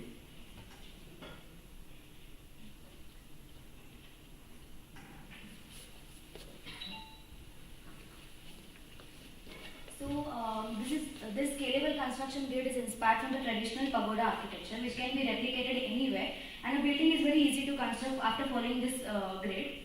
A series of collar bands, repeated one after the another, will form a light shaft, which will have an internal light reflective core, which will bring in light to the lower levels. Now, this is the working table of a single artisan, which can also be used as a storage cabinet. During disaster, we can disassemble it into 4 seatings with a backrest, so that people can sit comfortably on the ground. This will provide minute luxury to the people who have gone through the trauma of such a horrifying event. And this is a space-efficient design which will convert a single working table into a sitting for 4 people.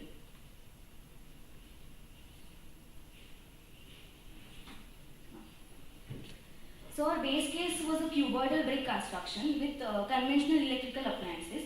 To reduce our annual energy consumption, we followed certain energy conservation measures like switching to 400 mm rammed earth wall for thermal comfort, along with an insulation layer and white plaster. We also added energy efficient fixtures, and to further bring in daylight and reduce our electricity load, we added light shafts and designed strategic openings. This brought our EPI to 23 kWh per square meter per year, and following these measures, we were able to reduce 33% of our annual energy consumption.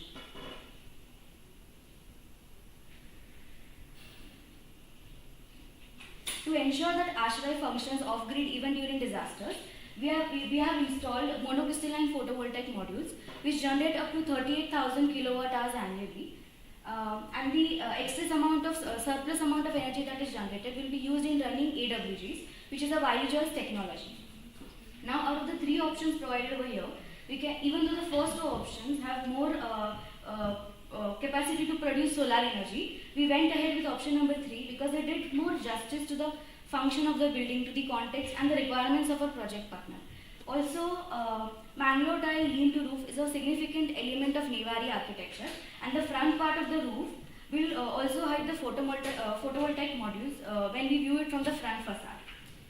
As it is evident from this graph, the annual energy generation is almost twice the annual energy consumption, and this surplus energy is used in running the AWGs. Also, some part of this is used in running AWGs and thus making it net zero energy.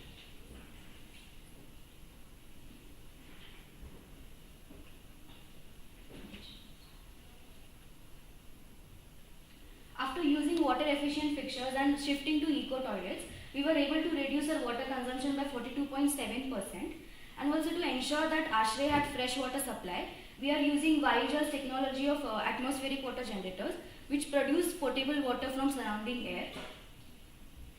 Also, during the 2015, because of 2015 Gorkha earthquake, the water distribution lines were disrupted and the quality of water also reduced, which made water supply during normal days as well as during disaster days very crucial. So we are using treated water, rainwater and water generated from AWGs to ensure that we have less, to reduce our dependency on Nepal's municipal water supply. Over here, the underground tank in the front will be used, water from underground tank will be used in case of fire mishap by supplying it to the sprinkler system which is in our attic to prevent the straw bale layer from catching fire. The water from kitchen as well as wash basins will be treated using reed bed system which is located in our building's offset. Also, if you can see here, the 4 OHT tanks, instead of having a single, we are having 4 OHT tanks to reduce the load of the tanks equally in our structure.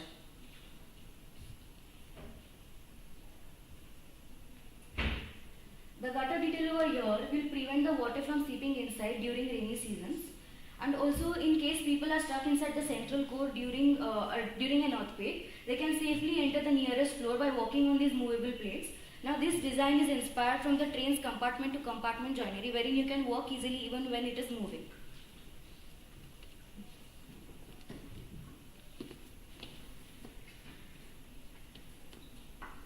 The site lies in light and mid shadow region, as it is surrounded by G+4 building on the west side.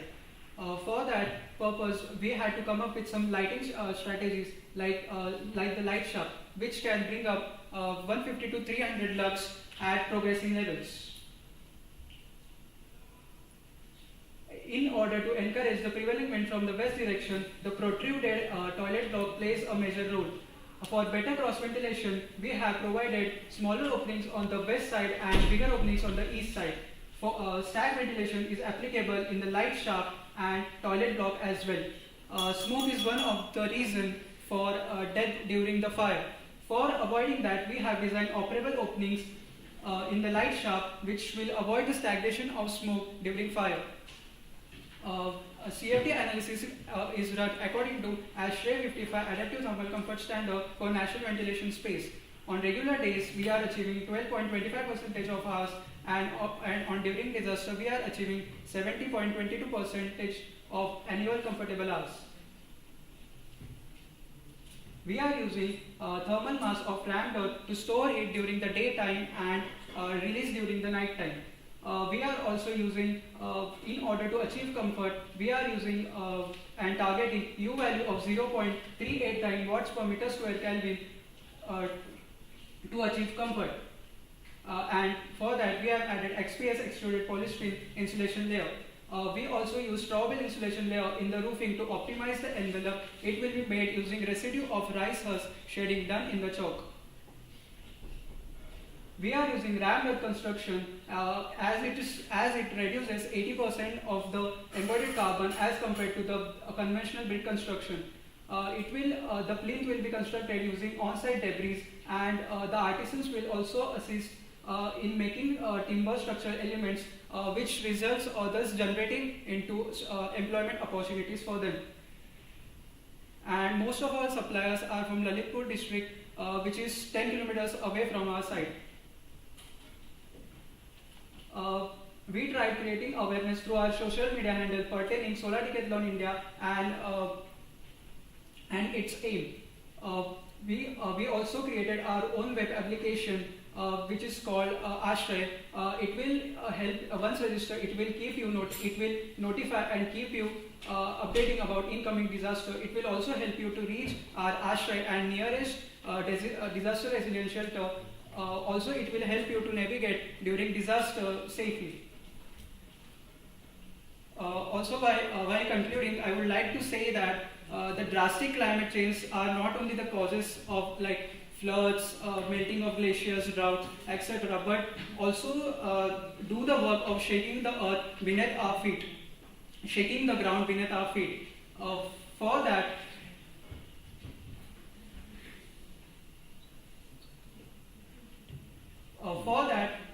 our team Net Shunya has come together to design a shelter while maintaining the emotional and cultural values intact. So we thank Solar Decathlon India for giving us such opportunity of giving our own contribution to fighting climate change.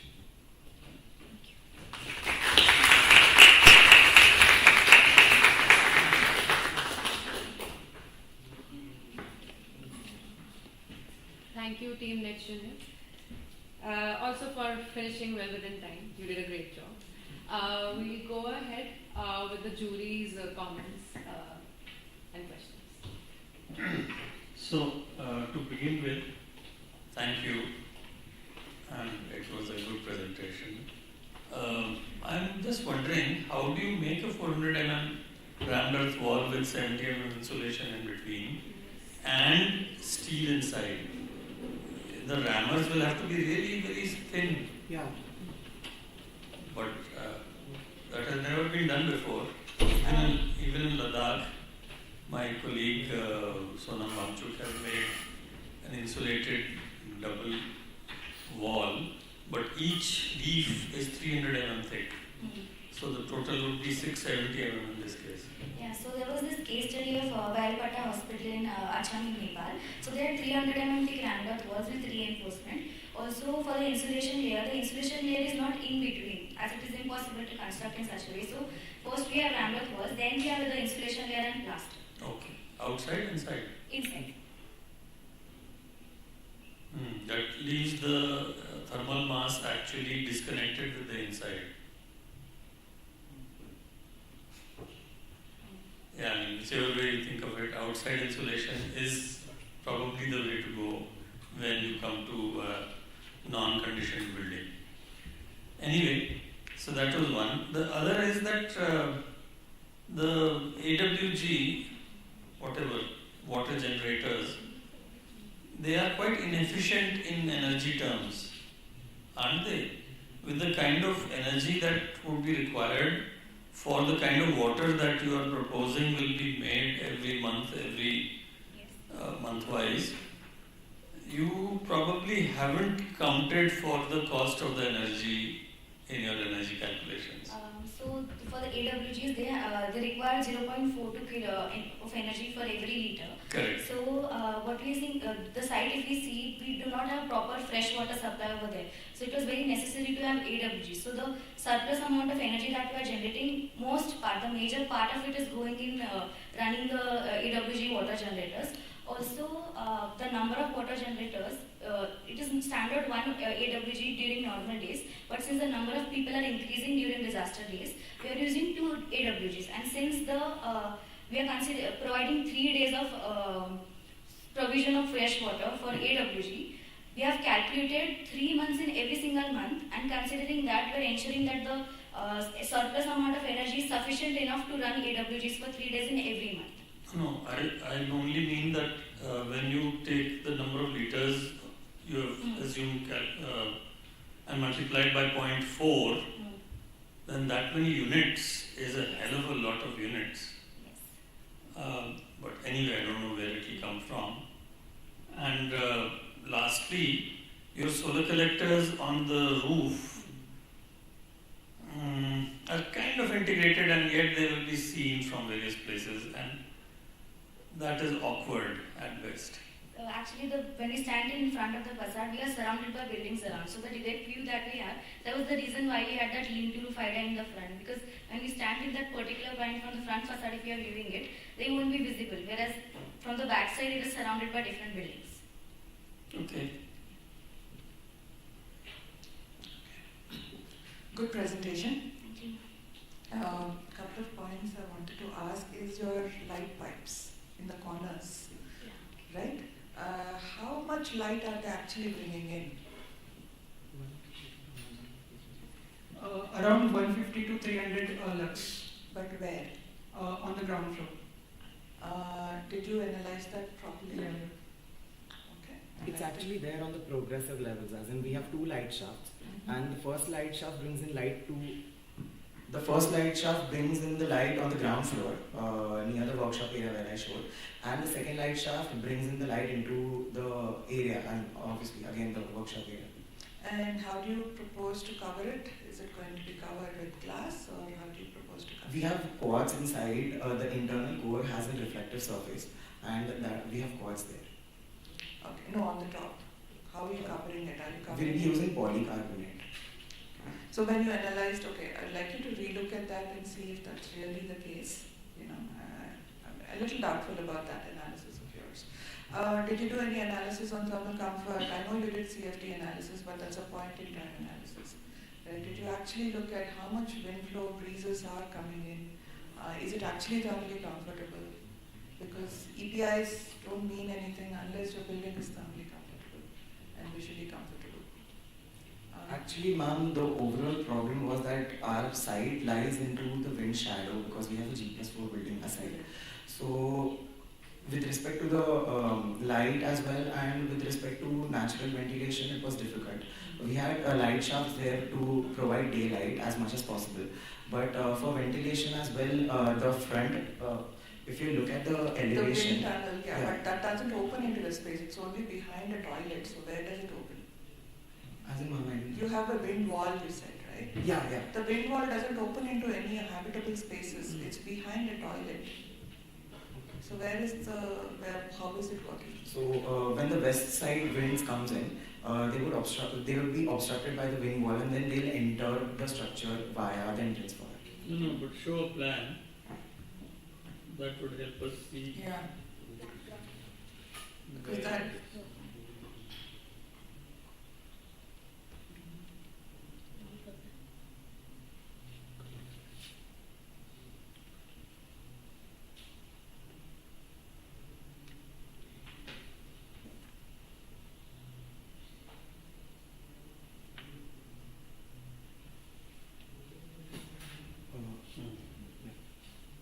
So here you can see the wing wall obstructing the wind, which is the west side, the wind which is coming from the west side, and then it will enter the entrance for it, and then.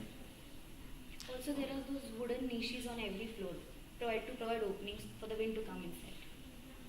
Okay, alright. Usually, if it is something like this, in so much of wind shadow, you either provide stack ventilation, right, which you take it up a little higher, or you provide a wind catcher. In the detail that we have shown, we have stack ventilation being used in the toilet blocks as well in order to reduce the energy consumption, and also it is being used in the light shaft, but yes, for the ventilation. So I think you need to work a little more on your comfort calculations and on your shading calculations. Be it daylight calculations, because I haven't seen a proper analysis being done for daylight, comfort, visual comfort, and thermal comfort. What you have done with CFD is good, but then it has to be, CFD is always a point in time analysis for a certain direction, certain wind speed. It's not for the whole year. So you do need to look at that in a little more detail. Thank you. Okay, so firstly I would say that you've chosen a very challenging context. It's very rich culturally, and it of course poses some problems because it's a very constrained site. So one question that I have is, you very nicely gave the client's brief. Does your design actually fulfill the client's brief? It may fulfill SDI brief, but does it fulfill the client's brief? Actually, according to the SDI brief, yes, it obviously does. But the client briefs, it was very detailed, as in the client needed things, it was very strong and it was very rigid. And yes, we did fulfill all of those requirements. Okay. Because I feel that there are some challenges, especially with the roof form. It's a heritage precinct, and I'm not sure what the bylaws there are and whether this kind of innovation you've tried will be acceptable. You've used some concepts of the pagoda, which are basically Japanese concepts. But I'm not really sure whether the kind of analysis you've done for this particular location and adapting or adopting that concept really works, or it needs more work for it to sound more convincing. You've got this central shaft, which is based on this Shinbashira, but you've actually got a whole building around it, whereas the pagoda typically is an independent structure going up. So there's some challenges with the way you've tried to resolve the earthquake, and I would feel that something which is more conventionally acceptable would probably be the way out, because there are too many assumptions in my view in terms of how systems work and how you're using them here. This other thing I feel is that, it's a place for carpenters. Was it traditionally used by carpenters? Actually, the building which was there before 2015, because it got destroyed because of the Gorkha earthquake, there existed a building called as Deochen, and it was a community building where people would come there and they could do rituals to the god and everything. And also, the second thing was the project partner wanted the carpenters to use that space, and it would be a hub for all the carpenters.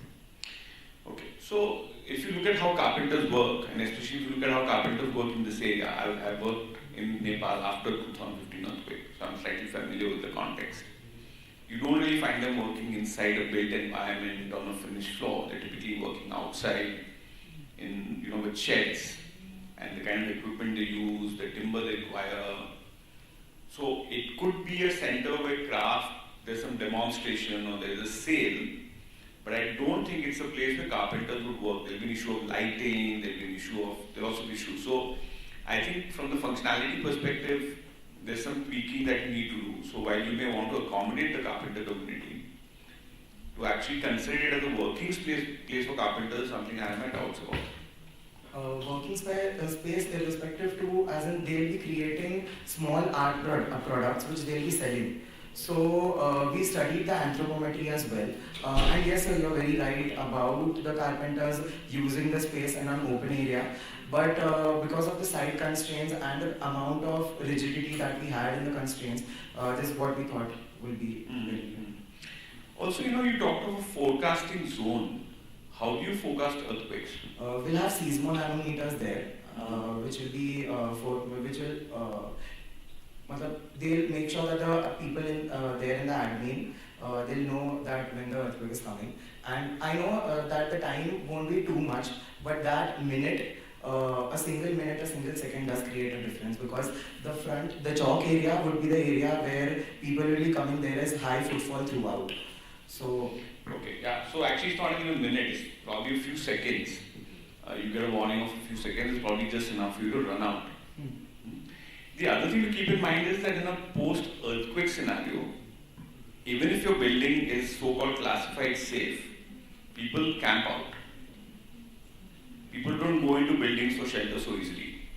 So I feel that, it's a very interesting premise, but I feel that you could extend it, or you could interpret it in such a way that it's not a place where you shelter people, but it's a place where you store sheltering material, like tents you mentioned. Then your constraints change, right? Now you're struggling to fit in the requirements during evacuation for so many number of people, in terms of space, in terms of light, in terms of water. And that's sort of tilting your building into being very difficult to actually justify on other fronts. So I would have really liked if you could have seen how you could interpret the brief in a more, I would say, original or contextual way. So somewhere you've gone there, but you probably were a little constrained by the brief, or you took the brief in black and white. You didn't think that you could actually explore the brief further. So that's something which I think is also true for other teams. I feel that, see, the brief, you have to also have a critical analysis of the brief. And I feel that if you looked at it not as a place to shelter, but to provide sheltering support, it changes the dynamics. And the last thing I want to say is that, I'm not sure whether you said it by mistake, but you said that climate change is also causing earthquakes. No. There is no correlation between climate change. So, and you sort of ended your presentation with that, so it's sort of is a cause of concern in some sense, right? So, read up a bit on it. Climate I change guess maybe it is because it was the first time here in Solar Decathlon. And no, I think it's a wonderful attempt. I think you've tried hard to fit in things, but you have to presenting at this stage, right? So these questions are going to come. Yeah, thanks. Thank you so much. Thank you.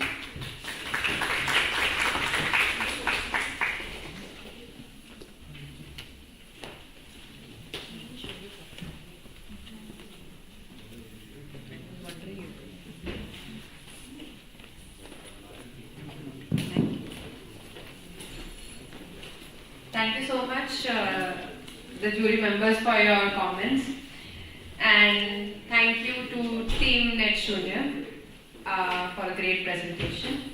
Our fourth presentation and last presentation before lunch, the remaining we'll have after the lunch, is from Team Nishtha. They have worked on a project Jivika, which is based in Palghar, Maharashtra. Their project partner is Akshardhara Foundation. And I'm just repeating the drill for them. That Team Nishtha, you will get 20 minutes to present, and then 10 minutes for the Q&A. I'll just open it for you.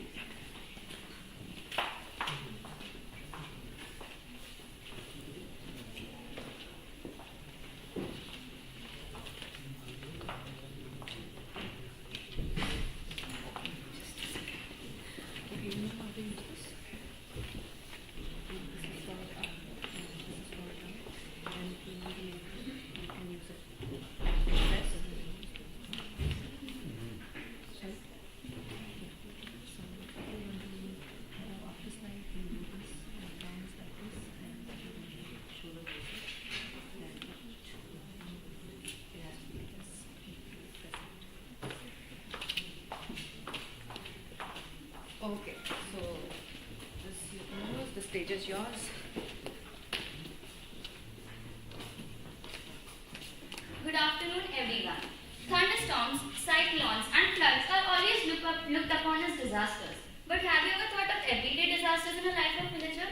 Being just 150 km away from Mumbai, life of people in remote villages of Palghar is in pure distress.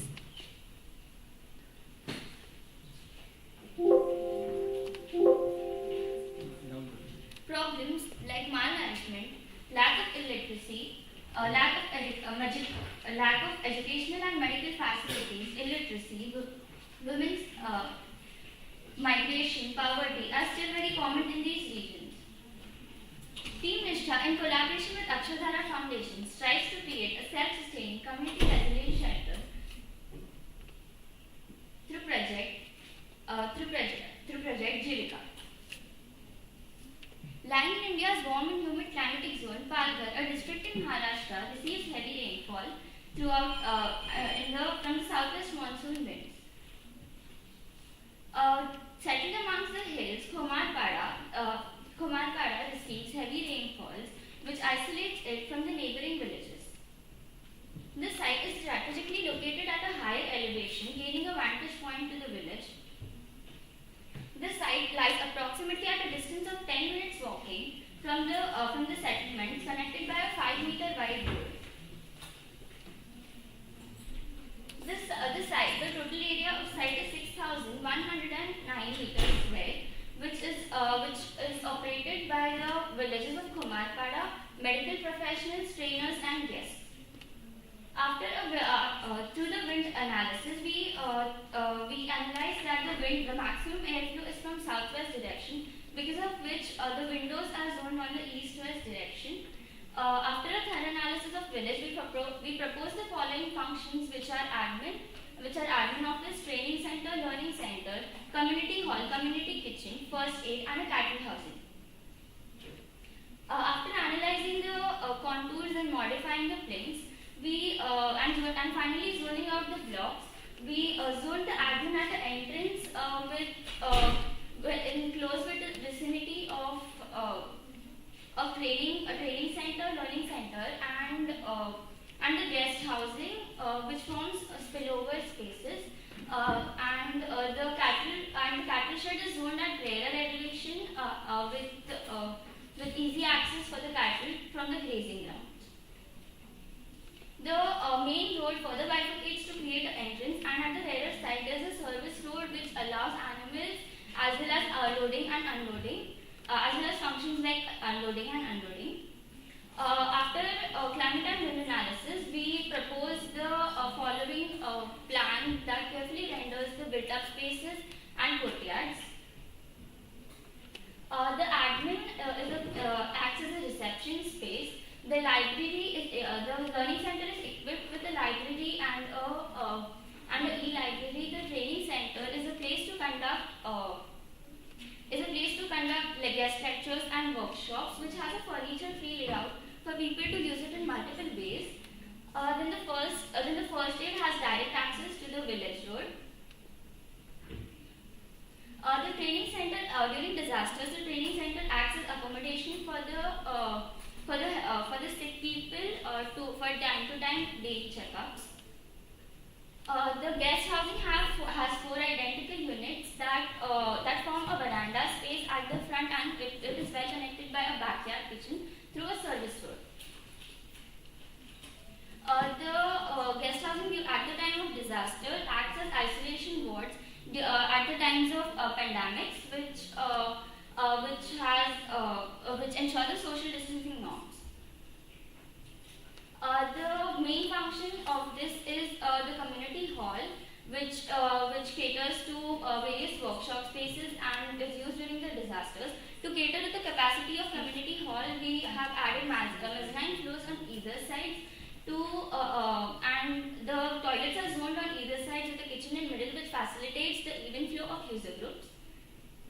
The small health checkup camps can be conducted here using, and small health checkup spaces can be made using bamboo partition meshes. The community hall accommodates everyone at the time of disaster. during heavy rains. It has a capacity to accommodate 120 people at the night during the times of disasters.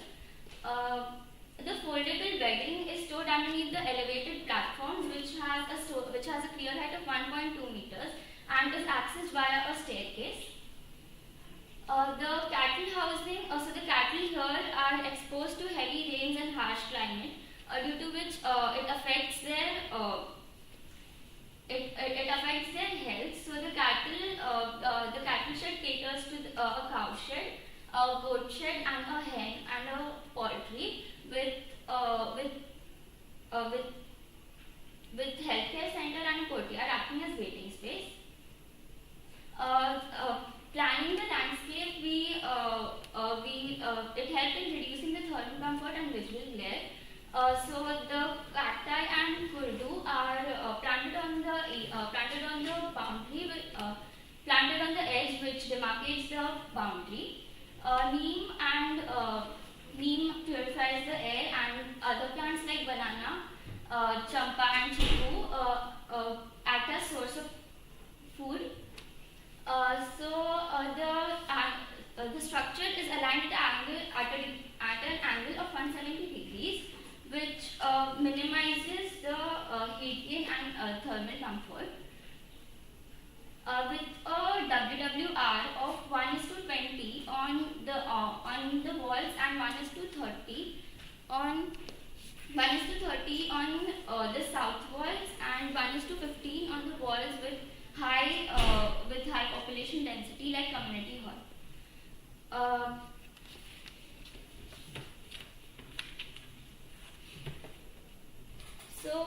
To achieve the thermal comfort of 21 degrees to 28 degrees, neem is planted along the openings, and it purifies the air. Courtyards diffuse the light, and the hot air is flushed out by buoyancy-driven effect. Materials like rubble and adobe with mechanical ventilation of fan and overall temperature is dropped. Glare is reduced by WWR of 1:20, providing overhang of 1.5. This south facade facilitates. This south facade has these angular bricks which reduce the thermal comfort in the interiors. The ventilation is catered by courtyards, and there are negative and positive pressure differences that create and facilitate the even flow of air.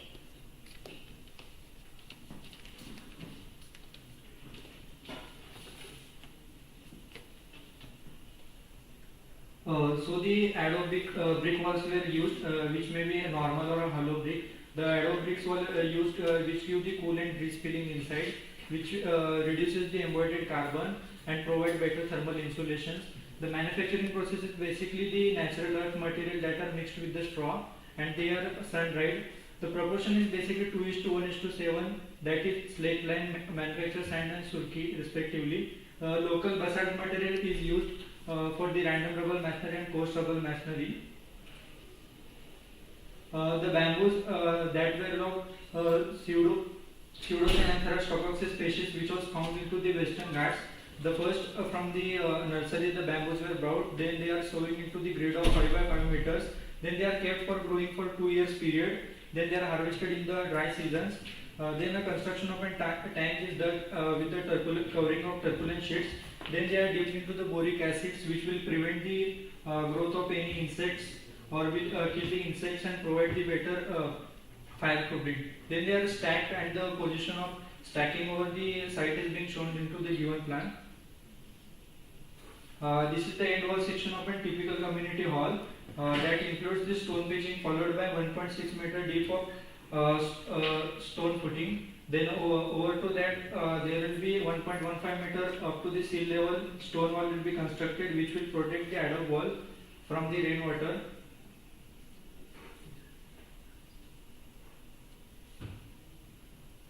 Then the detailing of the plinth filling, that is rubble plinth filling is being filled Then above that screed of 10 inches, then red oxide tile flooring is being laid with 5 inches. The outside portion, veranda portion is provided with the saltillo tiles. Then after that there are the 3 bamboo systems and 20 mm thick wooden boards are being used to form the grid and floor.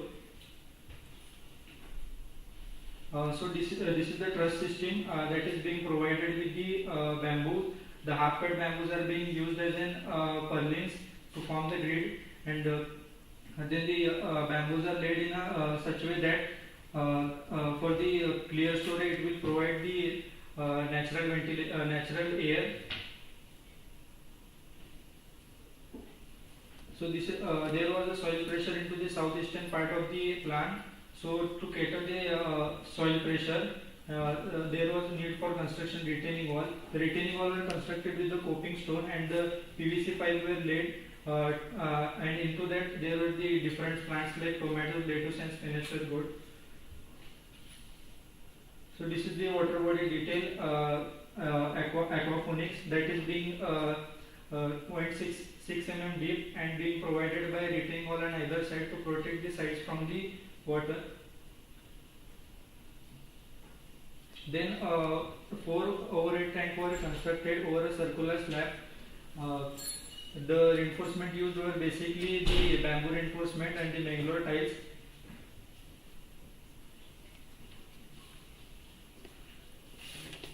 Project Jivika, as we know, stands to act as a beacon of hope and support for all the villages of Komarpada and for the people suffering in distress and disparity.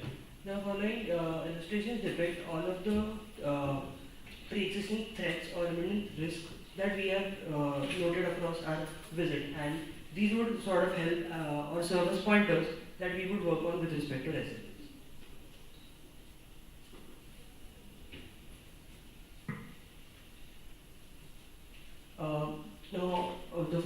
We would further shed light on all of the pointers for resilience. The project Jivika itself is elevated at a higher elevation with respect to topography, and this in itself results in no chance for water to accumulate. A clear story opening provides for better wind control and keeps the interiors cool. The invasion of rats, pests, or even snakes is prevented by an elevated plinth design as well. The center has programs and spaces built for first aid as well as a training center program for educational purposes, and this helps in the extending the longevity of the structure and making the people well aware. A space is dedicated for nadi-based waste beds as well, and this is a practice that is observed by the locals and well trusted in as well. Window materials consist of bamboo-based louvers which can be adjusted to enable better wind control too. Other than this,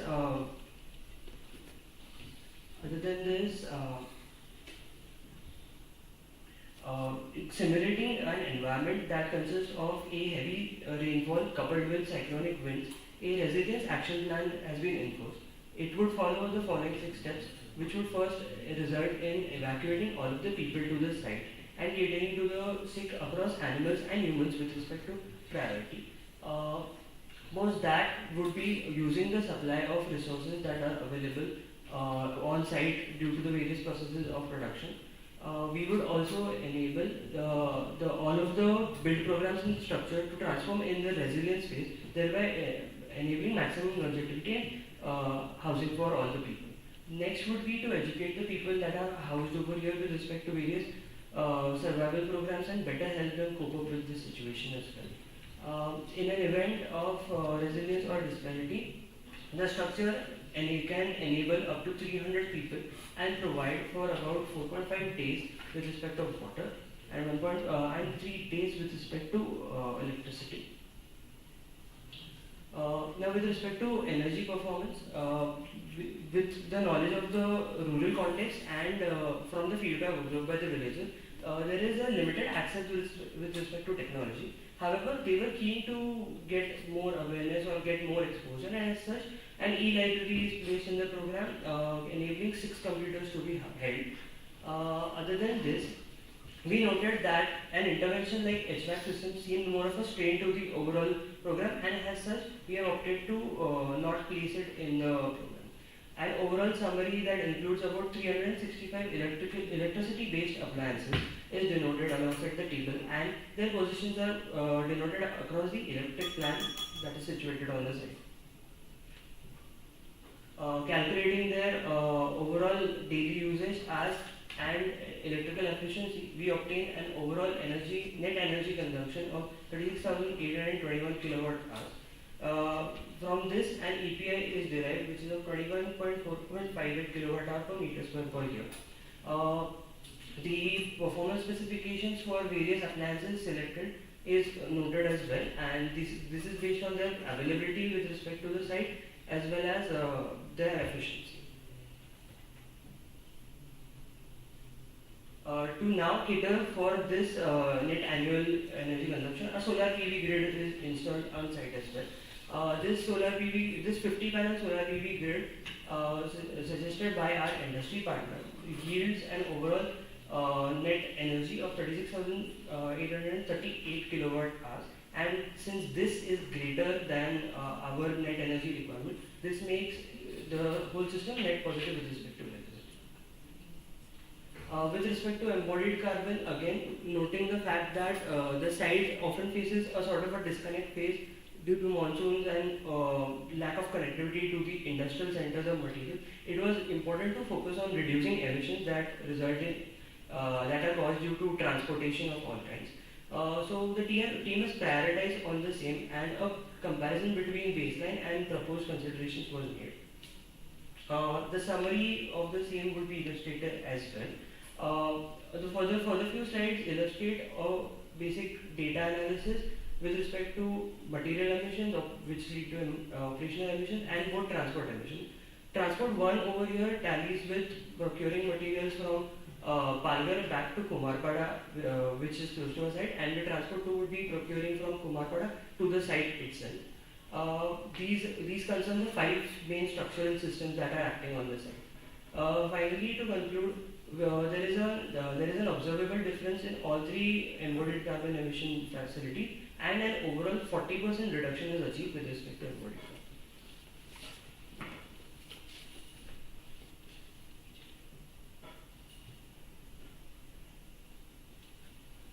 So water sufficiency has been achieved by the principle of reduce, use and recharge. Nishta achieves a positive water cycle, net positive water cycle through the use of groundwater and harvested rainwater.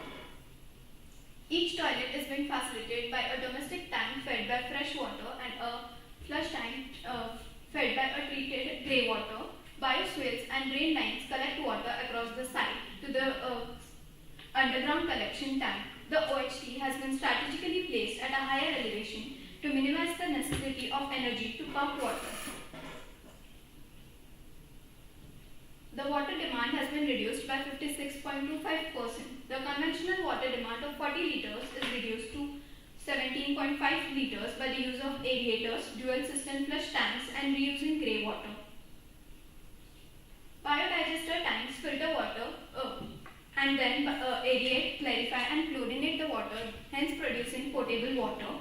Around 75% of black water is converted to grey water. Only 5% of black water is retained, which is let into a nearby water body after treating it in an STP. Bioswales are indigenous systems that reduce the rainfall runoff, recharge the groundwater and filter off the pollutants. A trapezoidal geometry is involved, which increases the surface area, and the site slopes in the ratio 3:1. The water passes through vegetation like Indian mustard, spinach and soils, leaving back the pollutants, hence filtering the water.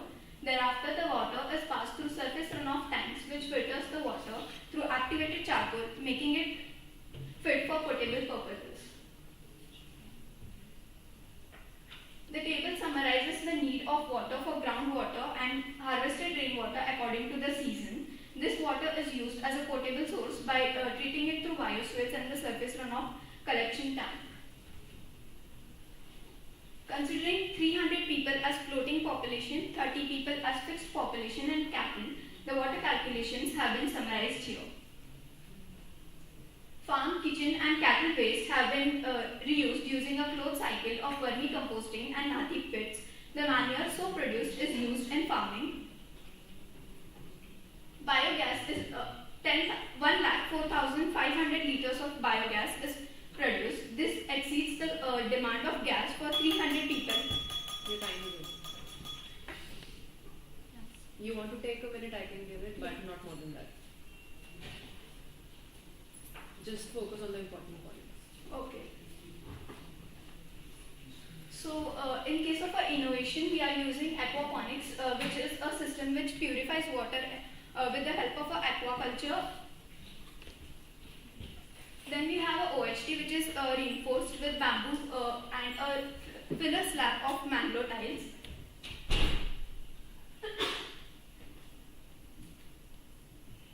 The total project cost, for 36,182 per square meters. The center acts as an upliftment for the community and acts as a patron for new techniques and facilities. Thereby we conclude our project to this slide. Thank you.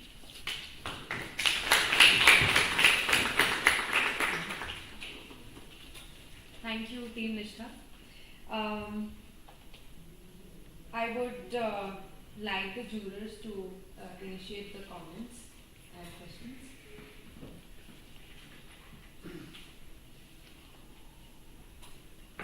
Hello. Yeah, it's on.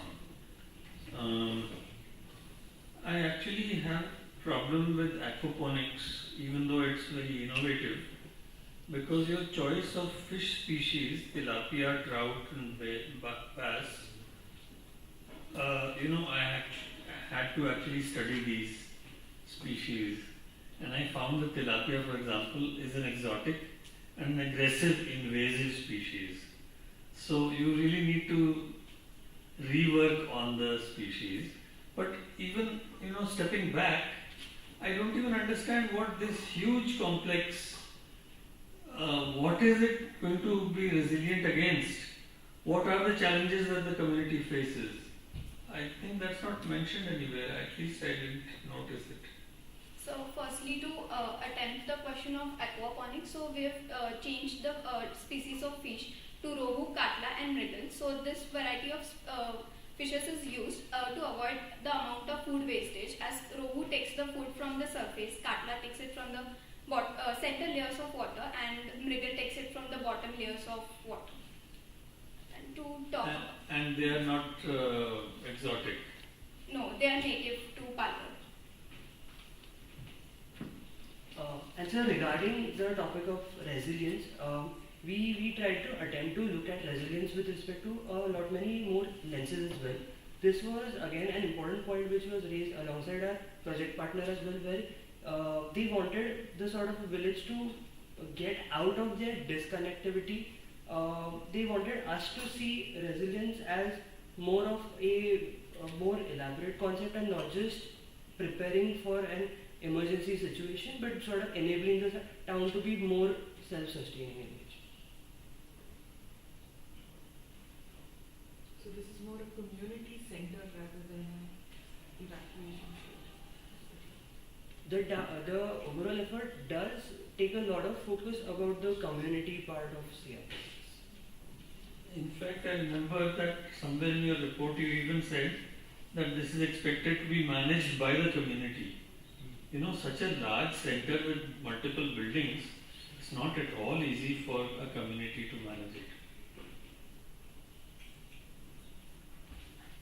So because we are using many techniques that are native to the region, we think that the community will be able to manage it.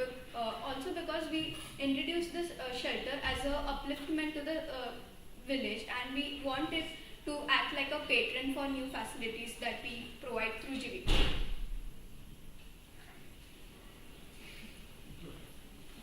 I'll start with some questions I have regarding your structure, the use of materials. You said this is cyclone prone area. Very, very high rainfall, right? 2000 something mm of rainfall. Yes. So, how would, now Number one, your water tank. Is that a proven technology? Can you use mangrove tiled flooring and bamboo reinforced walls for a water tank? Does it have enough structural strength as a water tank? So to prove for the tensile strength, bamboo is being provided, and for the compressive strength, we provide a mixture of limecrete and concrete. And to support the tank, we have stone columns on which the filler slab is supported. And the slab is also reinforced with bamboo and has a filler material of mangrove tile. Is this proven? Has it been done anywhere? We do have a case study of, we have studied a case study about this. Where did you find the case study? So our industry partner, he works on projects like this. So there's a project where he has worked with mangrove tile as a filler material. No, for a water tank. Yes. So then, coming to the way that you've laid out the various buildings, it's a large site, various buildings, you know. Apart from a functional requirement, because it's a fully naturally ventilated space, all the spaces are naturally ventilated. Have you looked at wind access to all the buildings? Yes, so like we looked at a lot of alternatives. We zoned the block according to a lot of angles, and after the wind analysis, we concluded that when the blocks are aligned at 170 degrees, the wind flowing from the southwest direction, they capture, so when the windows are zoned on west and east direction, the wind basically it caters to the cross ventilation.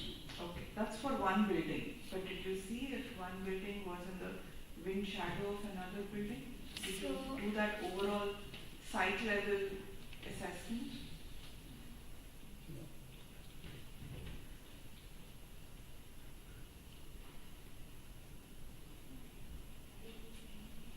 It's better to be efficient and say no rather than try to justify it. So you've done this wind simulation? Yes. Okay. But your actual final layout doesn't seem to be like this, right? No, the blocks are zoned at 170 degrees. The No, layout but is the layout is different from where the blocks are located? no, How the blocks no, are it's done? the same. It's the same. And Can you show the master plan?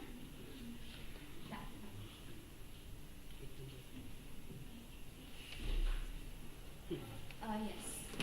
So the community hall, this is the community hall block.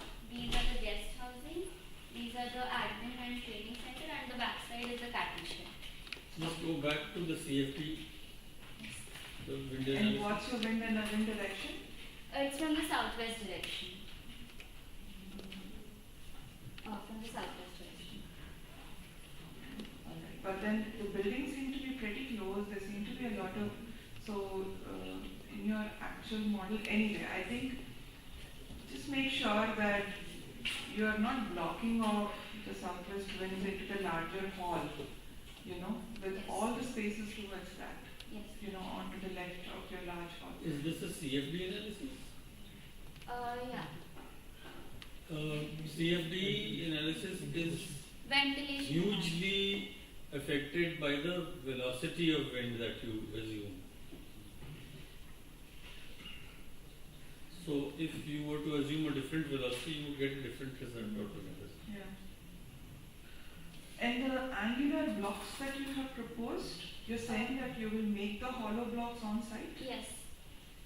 So we have Is that proposed possible? mold. Yeah. So we consulted our industry partner about that, and like these are the dimensions, and we proposed the mold. And in high cyclone areas, you know, would a bamboo roof hold? Would it have enough strength to? We tried and tested a lot of joineries, and we feel confident that the overall setup over here would be sustained and be structurally resilient. It would have been good to see, you know, when you do that, this goes with all the teams that said this before as well, comfort is key, shading calculations are very, very important, especially in natural ventilation buildings, to provide thermal comfort and visual comfort. So please do look into that in more detail. Thank you. Thanks. So I actually echo some of the points that have been made here. See, I think I appreciate the fact that you've taken the idea of resilience beyond just providing for evacuation. That's appreciated. But I think you have to also then think that for a center like this, it's not that you have to only have community running it. It can be an NGO, it can be a community-based organization. So if you could clarify what is your proposal, although I didn't clearly see it in your presentation or in the report.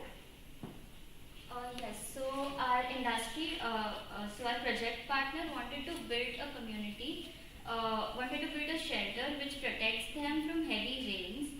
So basically the funds that are coming in would be coming from the Akshardhara Foundation, which is our NGO, and they would help in working the center. The second thing I want to say is that what was the evacuation case, in the sense, are there in the recent history times when people were evacuated in that area? Not really, but if we want to, so what I would like to mention is these heavy monsoon rains, they sort of cause a lot of damage to the access roads themselves. This sort of limits the outreach, or even sometimes people are unable to leave the village at times. The people there are largely dependent on Komarpada or the markets of Palghar, and as such, if there is a season or a week or two of heavy monsoon rains, they are unable to leave their entire village, and as such, they run out of their resources to continue the livelihood. So at that time, it may prove as a sense of emergency or a time of emergency. Fair enough, but I feel like to me there still isn't an evacuation case. In the sense, there is a case for better connectivity, there are also other things that need to be done for sure. But there doesn't seem to really be an evacuation case. Evacuation is not done so easily. It has a lot of cost in terms of you're leaving your house and you're taking your assets to another place. Somebody may come and steal what is there in your house, right? So community or families will only evacuate when there's absolutely no choice, or when there's a certain degree of assurance that their house and their assets will be taken care of, right? So here, I feel that the evacuation case is weak, to be honest. The community hall that you designed, my personal experience is that the simpler you keep it, right? You've done these steps on two sides, and just keep it as an open hall. It gives people so many more options how to use it. Now by doing this highly built integrated space, you're actually restricting the possible users. And then there are complications of how will we accommodate people, so, and this cuts across all teams. All of you have been trying to use earth bricks, bamboo, mixing earth and bamboo, mixing bamboo and concrete. But I feel that the background work to be able to justify some of these technologies and materials is not there. Is not there enough for sure.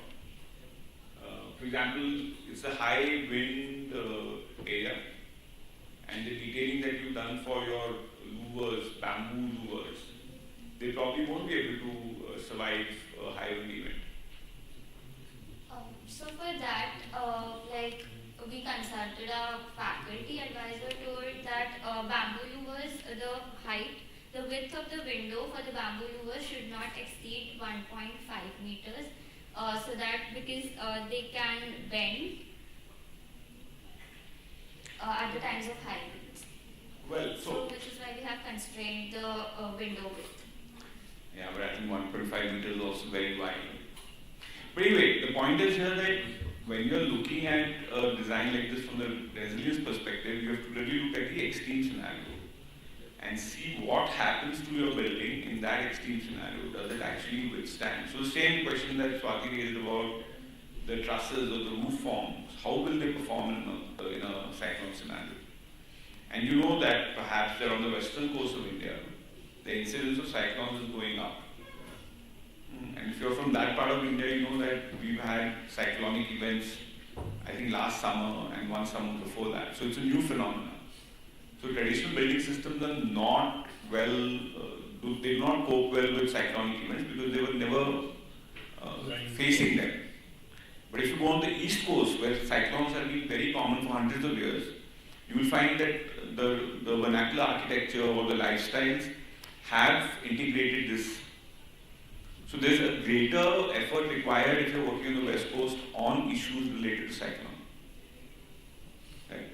Okay, I think that's all from my side. Thank you. Thank you so much.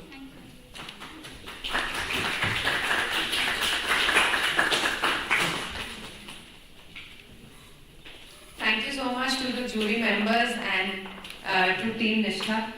I see quite good level of detailing in the models and focus on the little details, which is very impressive. Thank you.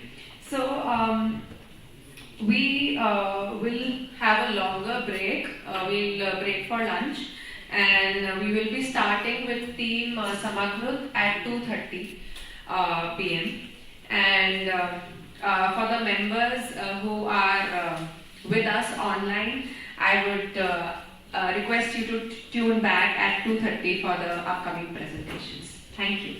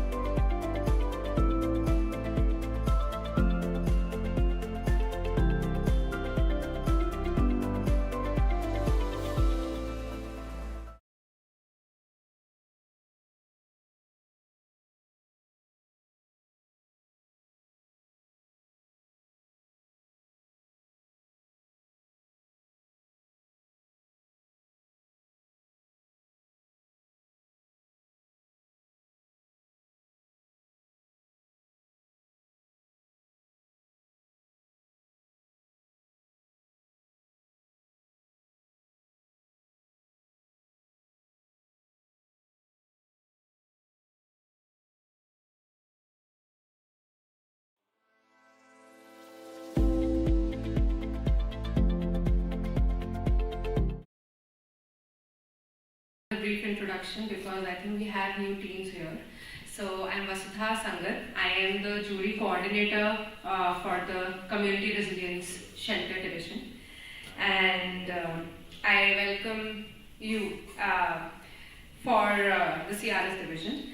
We will now continue with the presentations. Our fifth presentation is by Team Samakrut. They have worked on the project Ekyam in Thane, Maharashtra. Their project partner is Urbi Public Trust. I'll just open your presentations. In the meanwhile,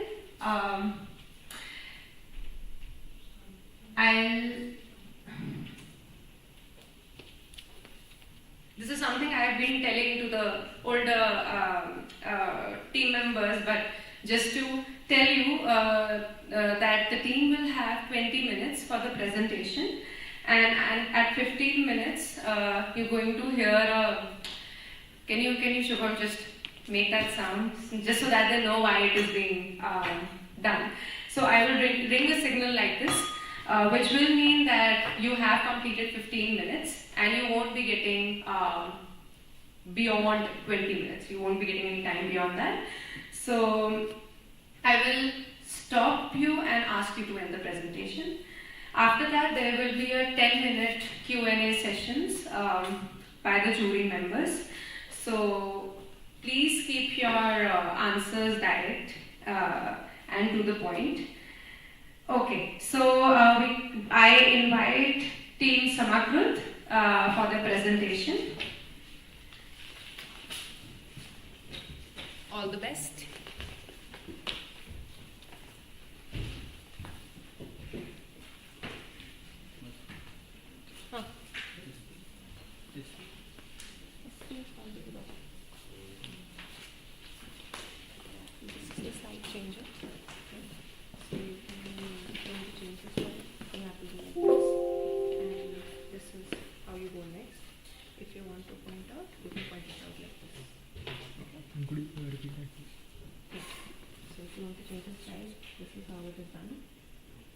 Reduce this, okay. And if you want to point it out, you will have to tap. Oh, okay. Okay.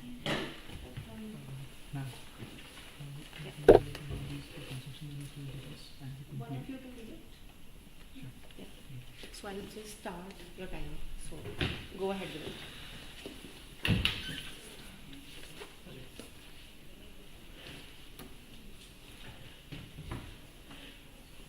Ma'am, could we put on the slideshow? Yes. Yes, please.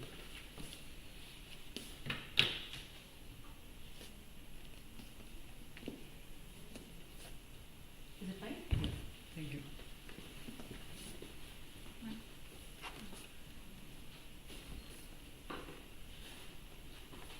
Hello? Am I audible? Yes. Thank you. So hello, good afternoon everyone. We are Team Samakrut and we'll be presenting our entry for Community Resilience Shelter. So allow me to start with a little introduction. We are a fourth year students from Architecture College of SNL's Brick School of Architecture and an engineering student from Vishwakarma Institute of Information Technology, Pune. We have worked on this project by Urbi Public Trust, whose co-founder is architect Amrita Naidu. She is also our project partner. And VK Environmental, they are industry partner.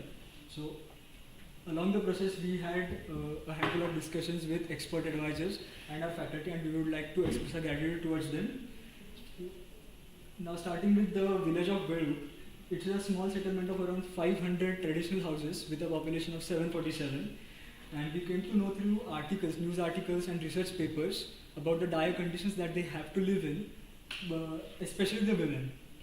So Bedu experiences a chronic drought situation. So you have an abundance of water for 4 months of monsoon, and for the rest of the year it plunges right back into the drought conditions. And the villagers don't have any means to harvest the rainwater because of the lack of political leadership. So the villagers have turned to the solution of polygamy, which is banned in India, as women are the ones who are looking after the households. Men have married twice and thrice, or sometimes thrice, just to bring in enough drinking water into their households. So moving on. Enough drinking water, despite being bad. I'll just mute it. Thank you. So for bringing in the drinking water, women have to travel on rocky terrain for 5 kilometers with multiple trips a day, and they bring in water. They have a village well, and also they bring in water from a Bhacha reservoir, which is 5 kilometers away from the village. Now that is a bad situation that we all can agree on. Yeah, so the village of Veduk, it sits on a plateau with gradual slopes all around, and you have to go through ghats and winding roads to reach the village. It is situated 10 kilometers away from the National Highway 160, and the villagers have to travel long distances to get their basic needs like a retail shop or medical shops, just because of the size of the village. They don't have any spaces to cater to those needs. So Veduk needs a total rejuvenation plan, and our vision puts strategies in place through macro planning, micro planning, and mobile network of pods. And we would like to explain this as the project goes on, so according to the construction timeline. And I'll invite Asila and Atharva to take this on further.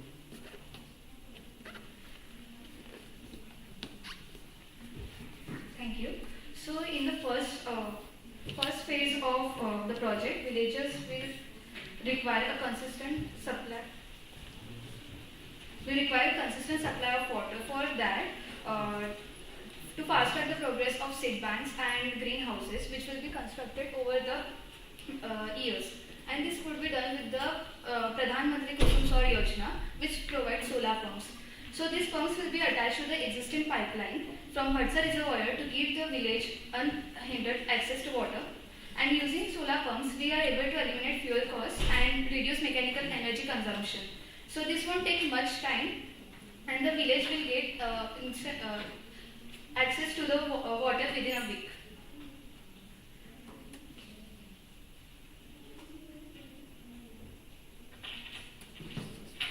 So in the second phase, we will be focusing on the increasing the fertility of the soil by using manure and terra preta, which includes the burning of organic waste in a pit and covering it with soil. So this phase will last for about 1 year. And during this, water will be used for growing saplings in greenhouses. These greenhouses are set up to promote sustainable agriculture and enhance crop production.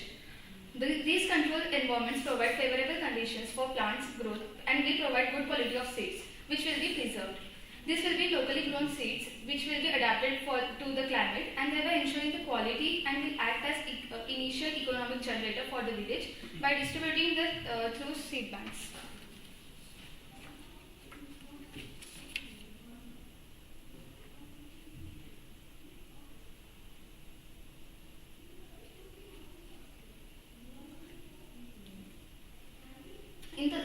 In the third stage, it will be characterized by the construction of rock-free dams near the village. To start off with a large reservoir with numerous step wells will be set up around the village with the bamboo plantations and multi-layered vegetations around them. So a total of 10 step wells will be constructed to the south and the southeast of the village. Their zoning will be categorized as domestic, tourist, seepage, and storage. This will be based on various activities and functions. This allows more organized and efficient allocation of resources and activities, as these step wells will also act as the centers of congregations and recreational activities. The soil around these step wells will slowly begin to regain moisture, which will help us in incorporating multi-layered vegetations inspired by the concept of their rise, where the primary objective is to optimize land utilization, increase overall system productivity, and establish a sustainable and diverse agricultural system. So the land is divided into 3 by 3 meter grid, and around it the center lies a step well, and the rest of the system is planned according to that, and so different species are planted across the grid, so it will have cross-breeding, and so the plantation will took over the years and it will grow efficiently. So this multi-layer vegetation is also further divided into interactive landscape, productive landscape, wild vegetations, and productive plantations. It will further enhance the ecological balance of the area, thereby setting up new ecosystem of native tree species, which can be used for fruit production, medicinal properties, and soil conservation. So phase 3 is one of the most crucial phase in tackling the issues of drought and needs to be closely monitored. So it can span anywhere to 3 to 5 years to create fully thriving ecosystem.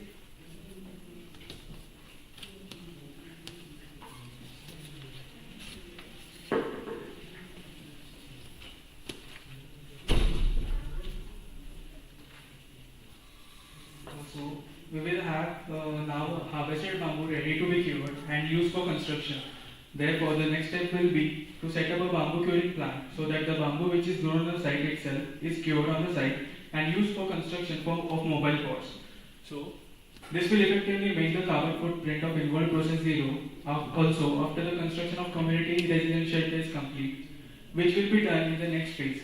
This cured bamboo can become an economy generator for the village.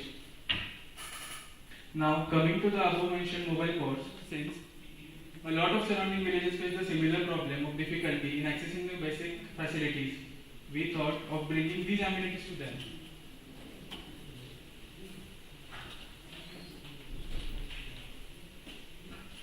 A network of surrounding villages will be set up with 3 villages acting as a hub. So, Denganmar, Patol, Denganmar, Veluk and Nakan are the 3 major villages from which the pods will be operated. Currently, there are 8 villages that we are considering for this network, and it can be expanded in future.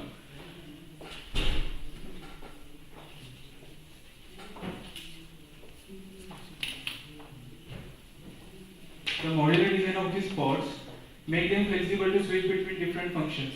These functions include a medical facility, a vocal for local pod, a library pod, ration shops, goods and services, community participation pod, and vocational training.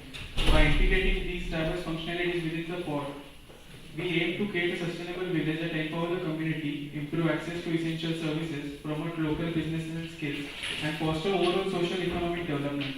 The operation of the mobile pods will be based on build and own model, where the villages themselves will take ownership and responsibility for the pods. These pods will serve as a source of basic daily amenities for the village, providing essential services and meeting the needs of the community.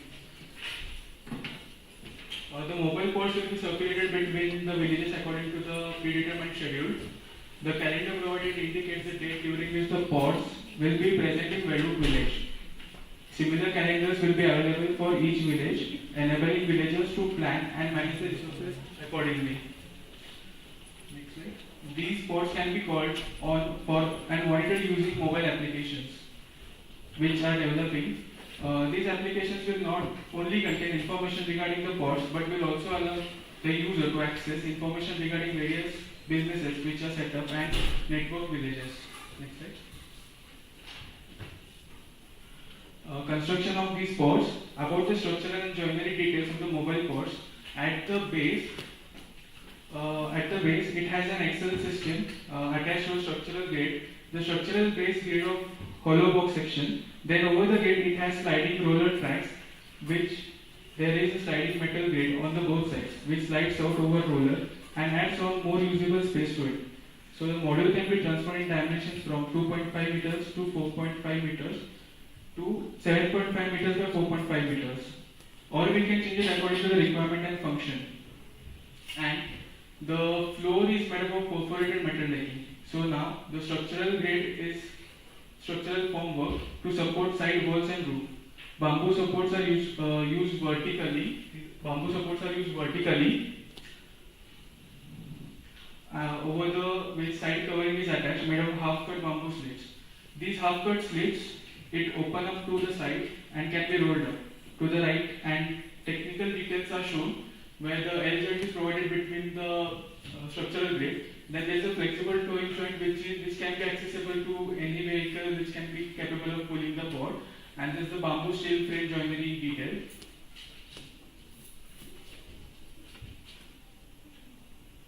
So these are the foldable furniture which we can include in the pods, which can fit in the compact space.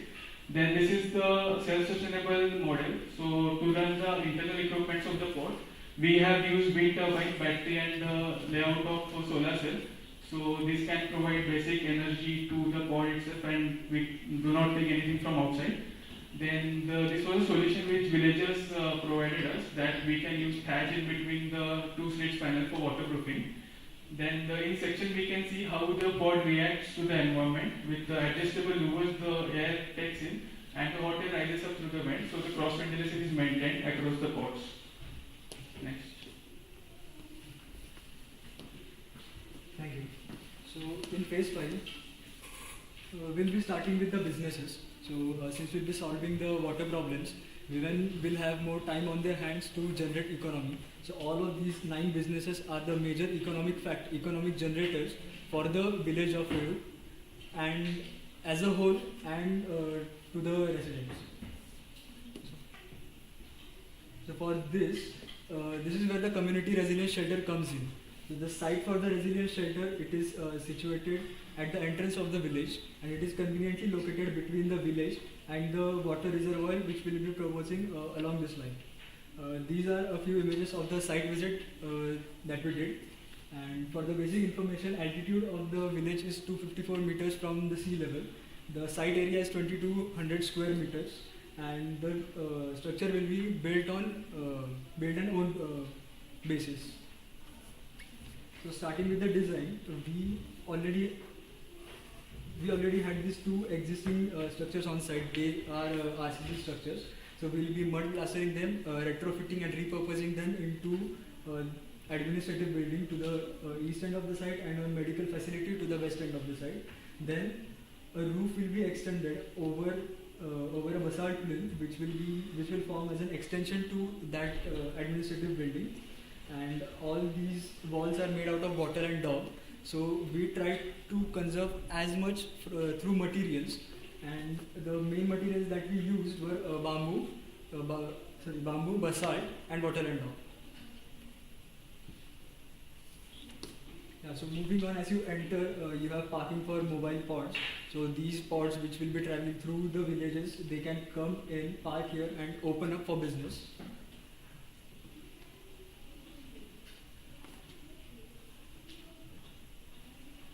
After that, as you come in, you have administration building to the left. This will be mud plastered, and we will be fixing customized bamboo panels. Those will be made by the villagers. As you move in through the parking, you will have retail shops. These doors that you see, those are the retail shops, and they will be having their own storage and an outer space to conduct their business. Moving on further, this is the bamboo curing plant.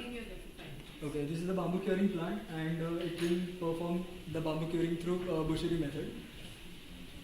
So moving on, again, you have a community space which looks into the training facility, and this community space spans into the shelter to the medical facility, and the medical facility and training facility, that is the medical and this is the training facility, they both look into the central community space.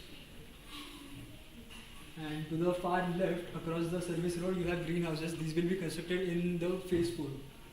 So we will explain the structure. Okay, yeah. So moving on to the structural part, we have a basalt plinth of 300 mm, and then we have a parapet of 600 mm. The walls have been built using wattle and daub. This is done in order to reduce the maintenance cost of the structure. Then we have the extra overhangings here and there of 3 meters, around 3 meters, to protect the walls from the rain. And then we have the angle of roof set to the 8 degrees for ease of construction, and other reason is saving the material. The walls have louvered openings over here, louvered openings at the upper ends of the for the ventilation. Then we have sliding folding doors at both ends of the structure for better ventilation and sunlight from north direction as well as south direction. Then we have wall height. This wall height is 3 meters and this one is 4.5 meters.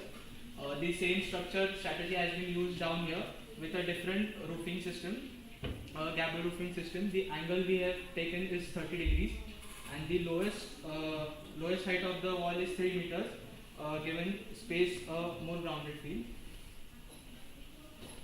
So this plan is a footing plan, footing and column plan. As we can see, these are the columns, and then underneath are the footing sections.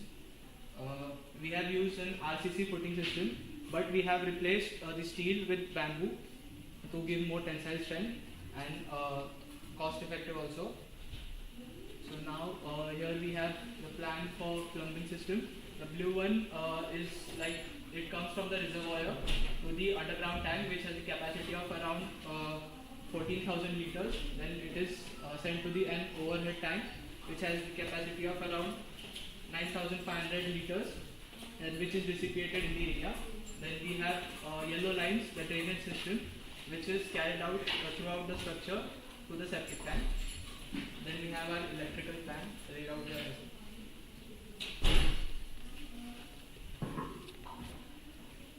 Thank you. So moving on, we have the energy calculation. So the base case was using 11.8 kilowatt hour per day of electricity, and the proposed case uses 3.4 kilowatt hour per day. Also, the EPI, the base case EPI was 45.55, and that of our proposed case is 20.61, and we were able to achieve 71% reduction in the energy consumption. We have used solar panels fitted with the circuit chip board, so that they will turn to the sun and will maximize the energy generation. And the energy generated by the solar panels is 8 kilowatt hour per day, so we are in 5 kilowatt hour energy surplus.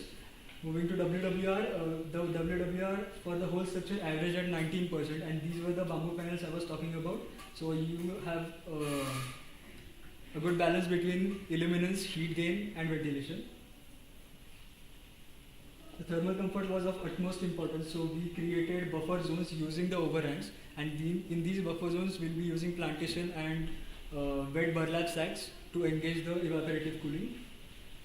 And also we have used cavity wall made out of wattle and dog. In the illuminance simulations, you can see the base case illuminance is lower than 200 lux, and that of our proposed case was more than 300. And in the daylighting, we were able to achieve maximum number of daylighting hours.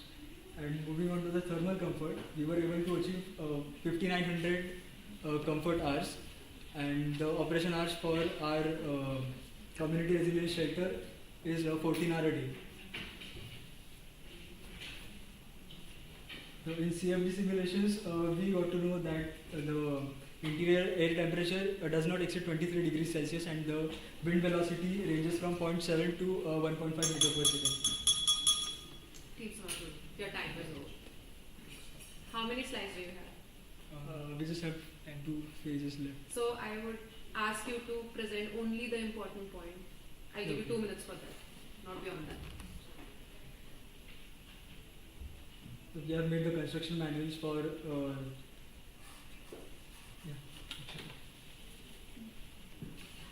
So this is the main reservoir plan, which will come into action in 6 phases, and this is incorporated with using strategies like Pandam Keni, canals, which will eventually lead waters from step wells to the main reservoir. And this step well, so this main reservoir will be like after the flourishing step wells, and it will be benefited along the side. So the overhead water tank is situated there, and it is connected by the filtrations, and so it supplies water to the whole settlement. And similarly, the services also provided along the length of along the contour of the village.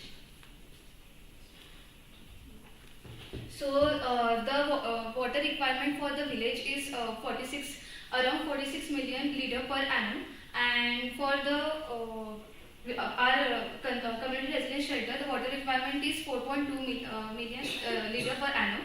And with the help of the large reservoir, we are getting around 15 million liter per annum. So it's fulfilling the water requirement for 1.25 years for the village. So this is the diagram, water flow diagram for the micro planning. so how it will get purified. And this is a innovation for water filtration through which how the water will get through the water reservoir, that mesh panels. And Team Samakruti, your time is over.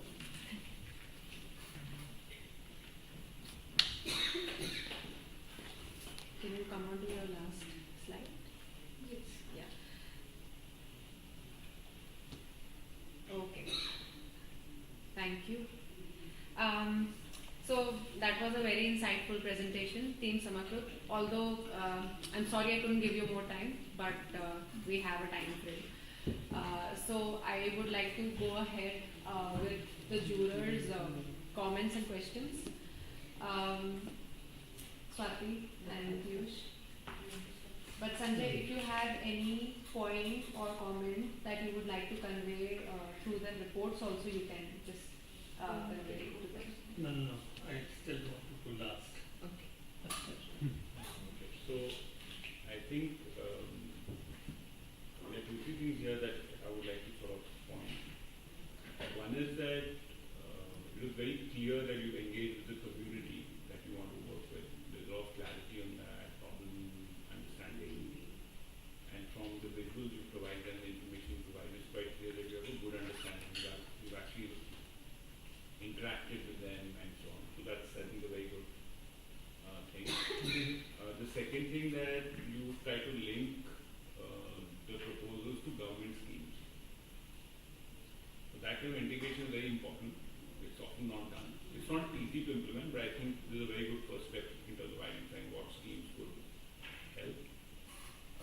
And the third thing I felt is that you've taken the brief and explored it, you've opened it up, and you've really contextualized it.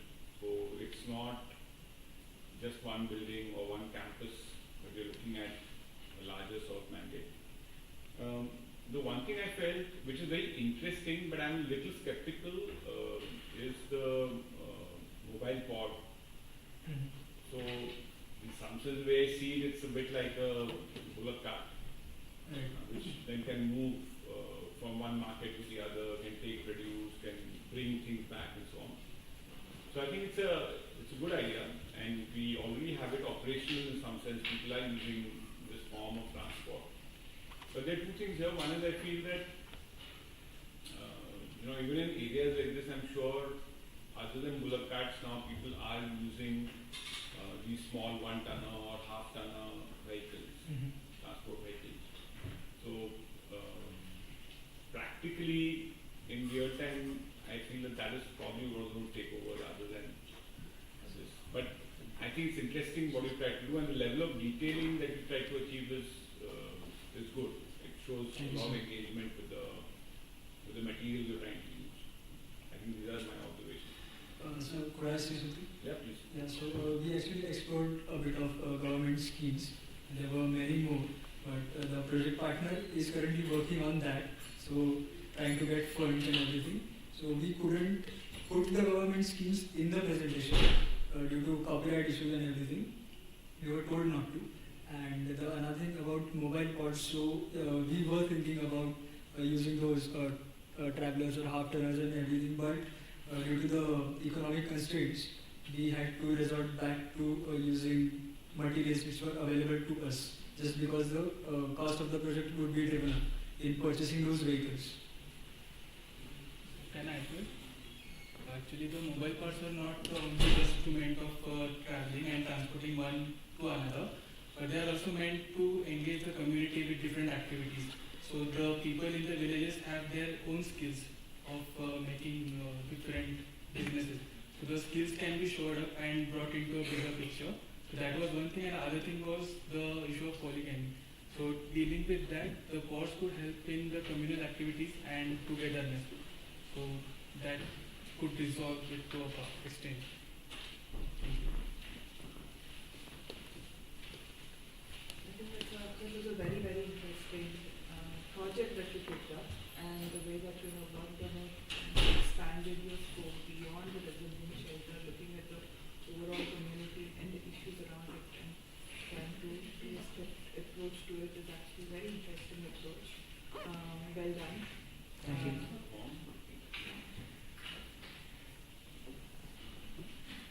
I have a couple of observations, questions on this. The use of bamboo, it's quite a dry area, so is it really local to that area? There is no water, how bamboo requires a lot of water, so Yes. how do you plan to... So the first thing that you said was the first step was to bring in a pipeline, Yes. right? So I'd like to sort of understand why that is the first step. So you can, and only the third step is to create step wells locally. And you said that it has very high rainfall. Right. So why can't creating the step wells be the first step rather than wait for a pipeline to come in?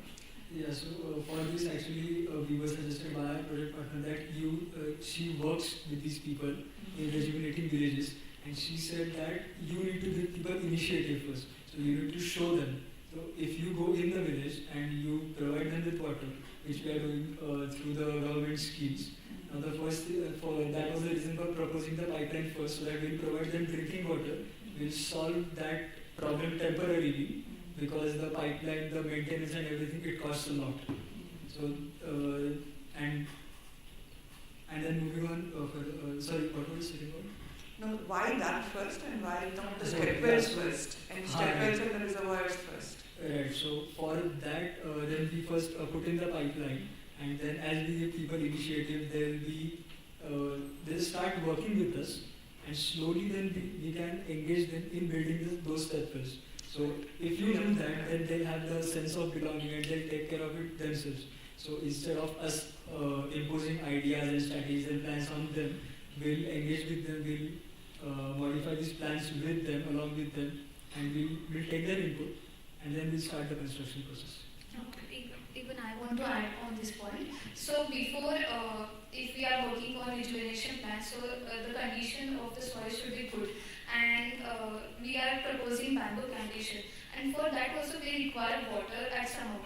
So that's why Bhatsa river reservoir pipeline was an important point, so that the water will be available for the plantations, and the people in the villages, the villagers will do the plantation rights among themselves, and they will, so the water will be used for maintaining and sustaining the saplings which are provided by industry partner.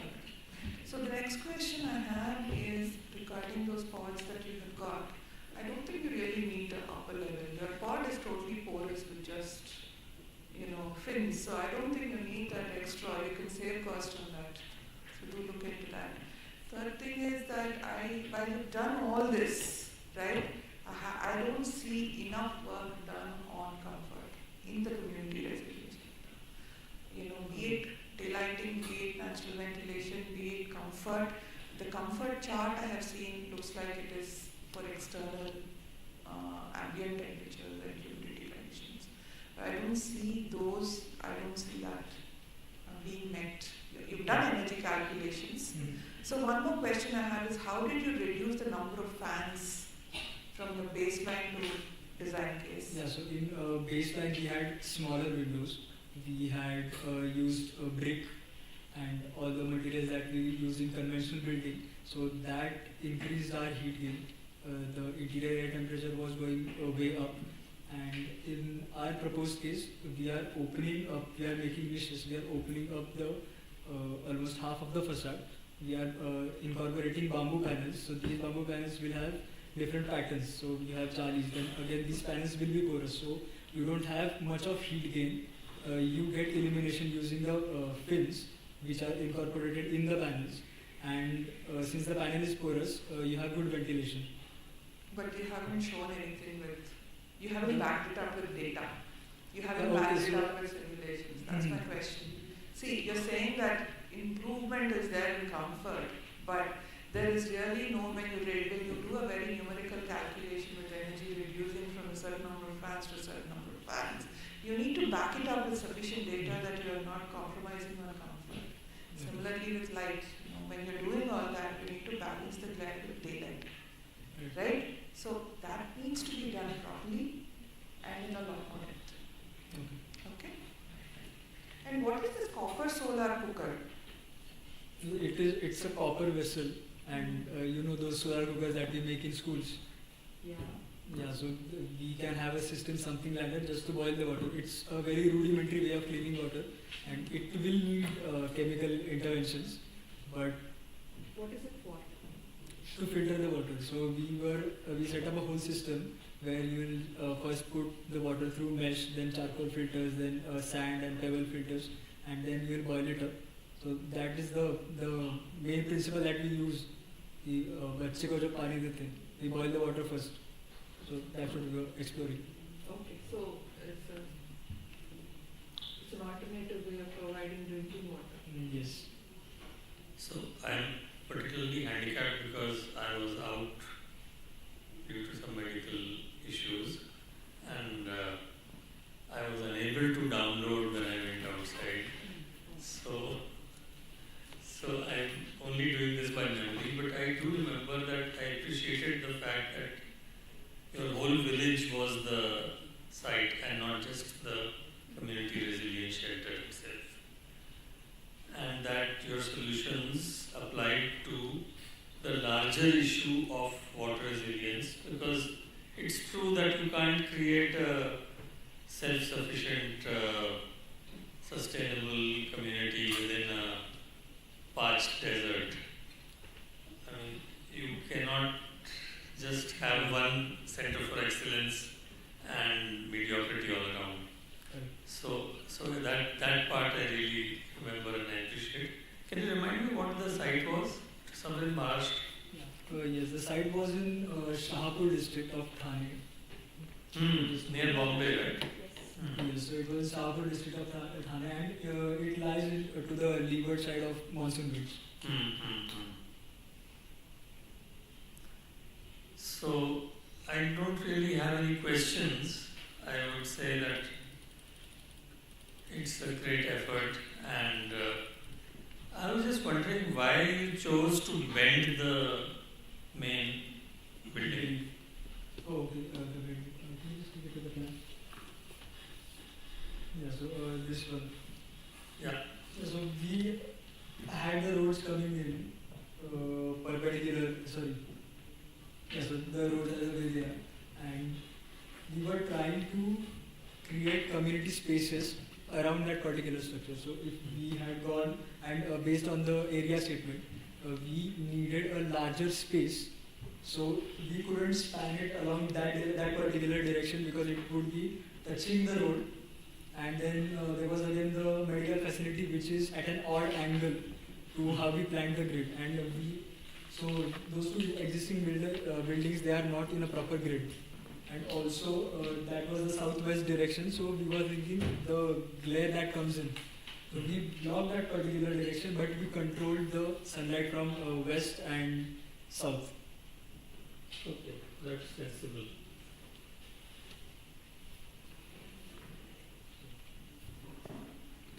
Ma'am, just one point to add. So, in 1972, so the major drought happened in India, and after that, the villages, subtropical area, they suffered from droughts, and still the situation is going on. So, in India, almost 2/3 portion is under drought region, and there is no government is still trying to look into it and trying to find solution into it. But the best solution is what the community gives us and how it incorporates. So our project is also like not just on community level. It's along in rejuvenating the whole ecosystem together, connecting our community, us and our project partners and everyone together so that it will thrive in upcoming years. Thank you. So one line I wanted to add. So drought is such a condition where if drought happens in a year, so drought stays for 2 or 3 months. So like the good conditions are for 2 or 3 months when there is rain. But other parts of the year, like it is all dried up and the situation is the same. And the people who live in those areas survive in that conditions only. So like if we are living in cities, we don't know and we don't really know how the conditions are over there. So we going on to sites multiple times, we got to know from the villagers. And these are the construction manuals we developed with the villagers, how the construction and other things could happen. I have one question for you. Now, okay, you come here, you're in the finalist and so on. What happens after this competition, irrespective of whether you go further or not? Yeah, so we are in the process of this project. When we to know about this project, it was in the designing process. So we had to go on the site. So it was in initial stages. We had to go on the site. We had to do the site visits to interview. We interviewed a bunch of villagers. We understood that problem, and then currently our all those collaborators that you saw on the screen. So currently our project partner is trying to get in contact with them. So the main contact that we had is the Tata Motors CSR initiative.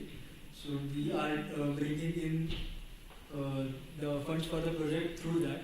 And then again for step wells and main reservoirs, we are collaborating. We would be collaborating with Pani Foundation. So we have already sent in mails to the collaborators, and we have had a few positive responses. But project is still in development, and we can't possibly just take this design and put it in there. So it will be a long process. Also, we had a discussion with Mr.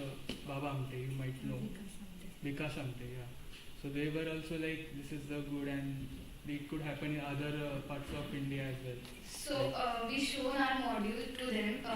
I visited their place, Anandan, and they were interested to know about how the project works, and it could be incorporated in the nearby villages also. So, yeah. So community as a whole, we are considering. Thank you. Thank you so much.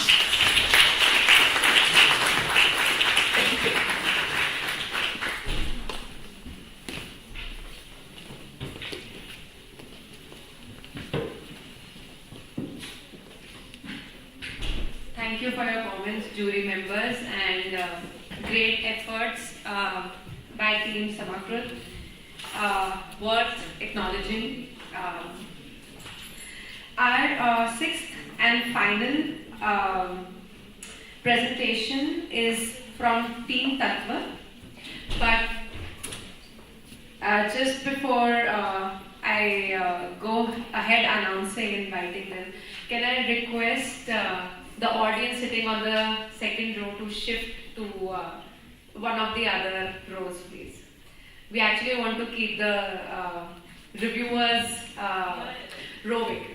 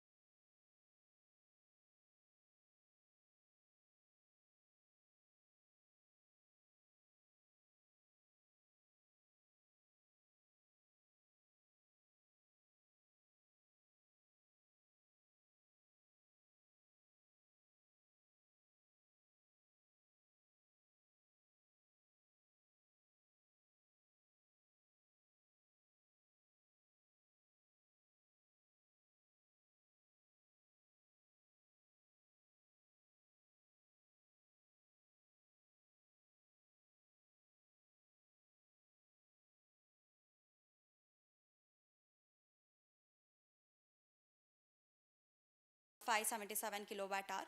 We have a storage backup of 72 hours again. Next. Even this graph, spiral graph represents from the base case how each ECM is showing the reduction. And you can see the largest reduction is seen in the fridge and lights, because again we have increased the efficiency in both cases. And bringing down the, we are seeing EPI during disaster hours is slightly higher than the EPI during non-disaster hours, as the ventilation during disaster hours is more disrupted. So the fans have to run for slightly longer hours to ensure the IAQ and thermal comfort. Next. Coming to the water performance part, this flowchart is representing how the water is being treated. First, rainwater is treated through activated charcoal filter, and we have a UGT of capacity 180 cubic per meter and overhead tank capacity of 15 cubic per meter, which has a 3 days of capacity. And we have a per day demand of 3,500 liter, and we have considered the summer peak where the demand is really high, that is a May month. We have almost the demand around 1,08,000 liter. Here, and also the grey water is treated with the root zone treatment system, and that whatever the treated water is used for the flushing and irrigation purpose. These two tables shows the annual consumption for during the disaster time and also during the non-disaster time. We have compared the two scenarios, that is base case and the proposed case, and we have reduced our LPCD value from 135 to 75, which is almost a reduction of 43.93%, and we have a water which is stored on site annually is around 66 kiloliter.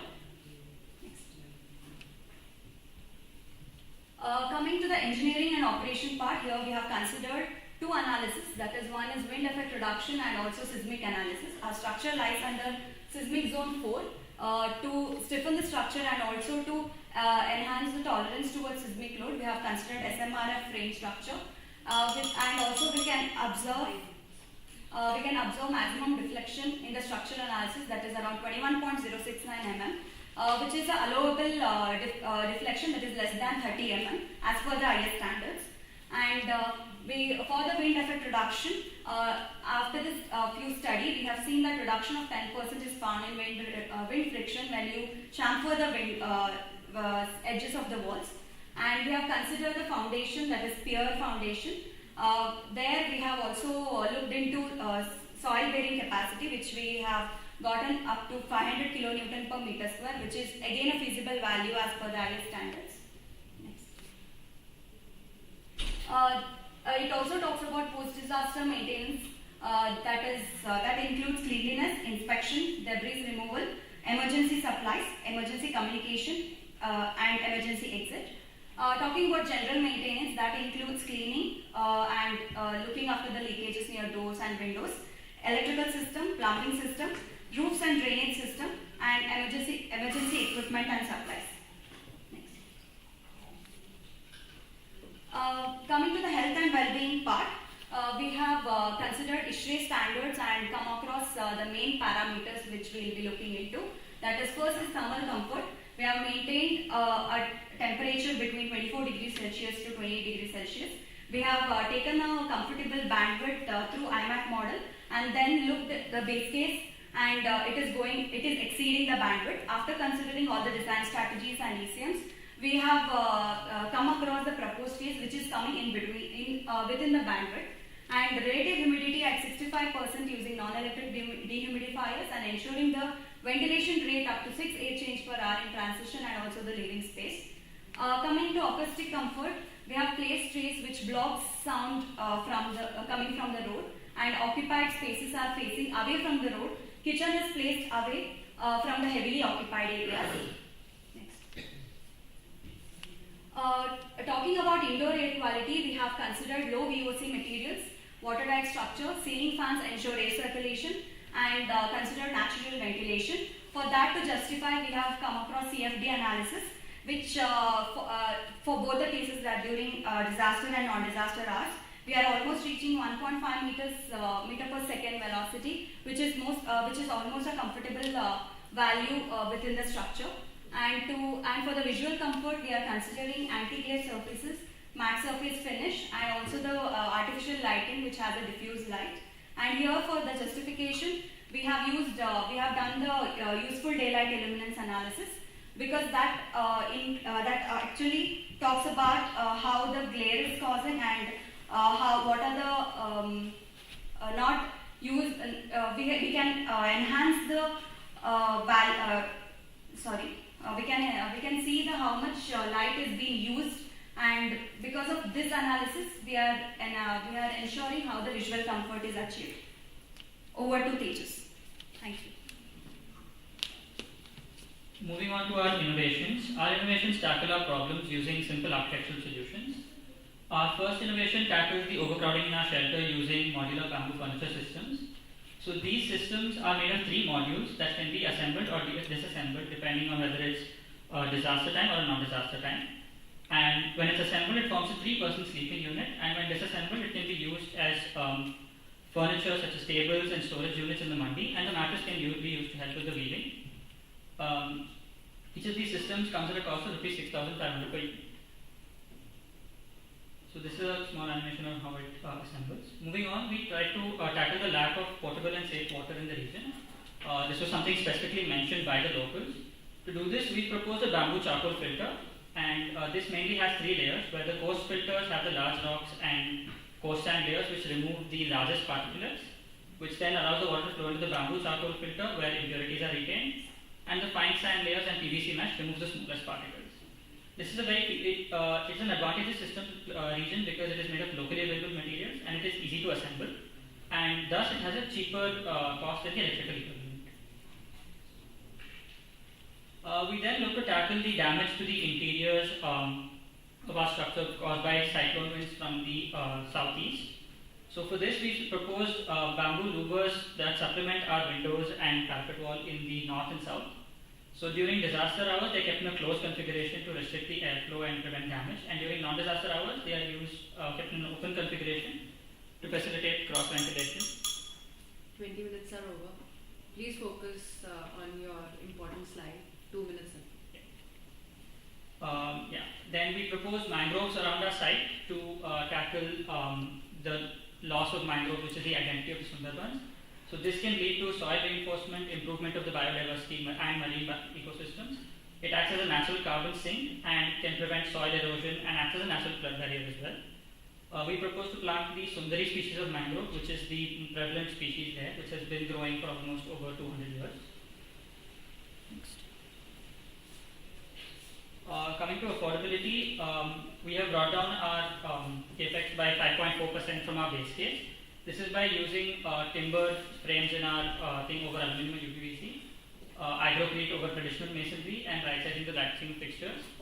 And the highest increase in our capex is mainly in the MEP services and internal works. This is because of our use of more efficient systems, so that initial investment is higher. We then look into a feasibility of the solar PV system. So the plant initial cost is 3 lakhs, and considering 1% of capex in operation and maintenance and 1% generation degradation, we have a return period of 3 years. And an LCC period for 25 years was conducted, and from our base case to our proposed case, we brought down the LCC by 13.7%. So our value proposition to our project partners is basically we provide them a net zero multifunctional resilient shelter that is at a cost of 21% less than what they had budgeted us. We use the land and resources of the place optimally, and our structure can also serve as a prototype that can be replicated or scaled up in places facing similar hazards. If not the entire structure, our innovative furniture and facade designs and our energy and water conservation measures can be replicated as well. That's all.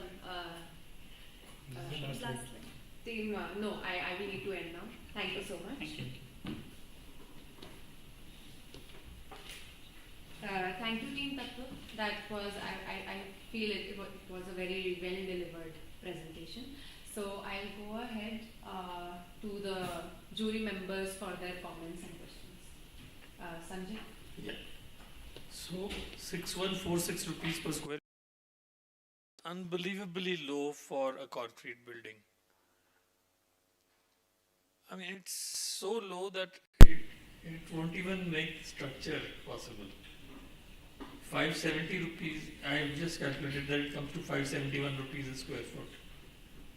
I mean, at the very best, you see urban builders build for nothing less than 1200 rupees a square foot, just the structure. Anyway, so that was one comment I had, which was kind of negative in a otherwise well-presented scheme. The other is that I was surprised and a little disappointed that you chose to put in a rather urban form when in fact there is a huge tradition of building in the Sundarbans. And I have a friend from Kolkata, an architect who has just built a community resilience shelter and in the Sundarbans after Cyclone Amphan, and to do so he used bamboo, he used spaces where the livestock could be accommodated and all that kind of thing. That I don't see much of. The other question is that you have stuck to 45 as your magic number, and you have taken your project sponsors' views of 3.5 square meters per head into 45 as the mantra, and you have not questioned it. I think even at this low rate of 571 rupees a square foot, multiplying it by 40 square feet per head, you would get a fairly high cost per person, and that would itself make this very much unviable. But anyway, on the whole, I laud you for the efforts that you've done. But can I just add something there? Yes. So we had discussed with our project partners about this, and our initial proposal was a higher capacity, but then they said mostly due to their budgetary constraints, being an NGO, and also that they were very, very particular about this area requirement also. And it being only, and they wanted us to keep restricted to a G+1 structure as we mentioned. So with these, we found the most feasible to be this, but which is why we're proposing this as a prototype that can be scaled up or replicated in the region also to further cater to the larger community. So what is the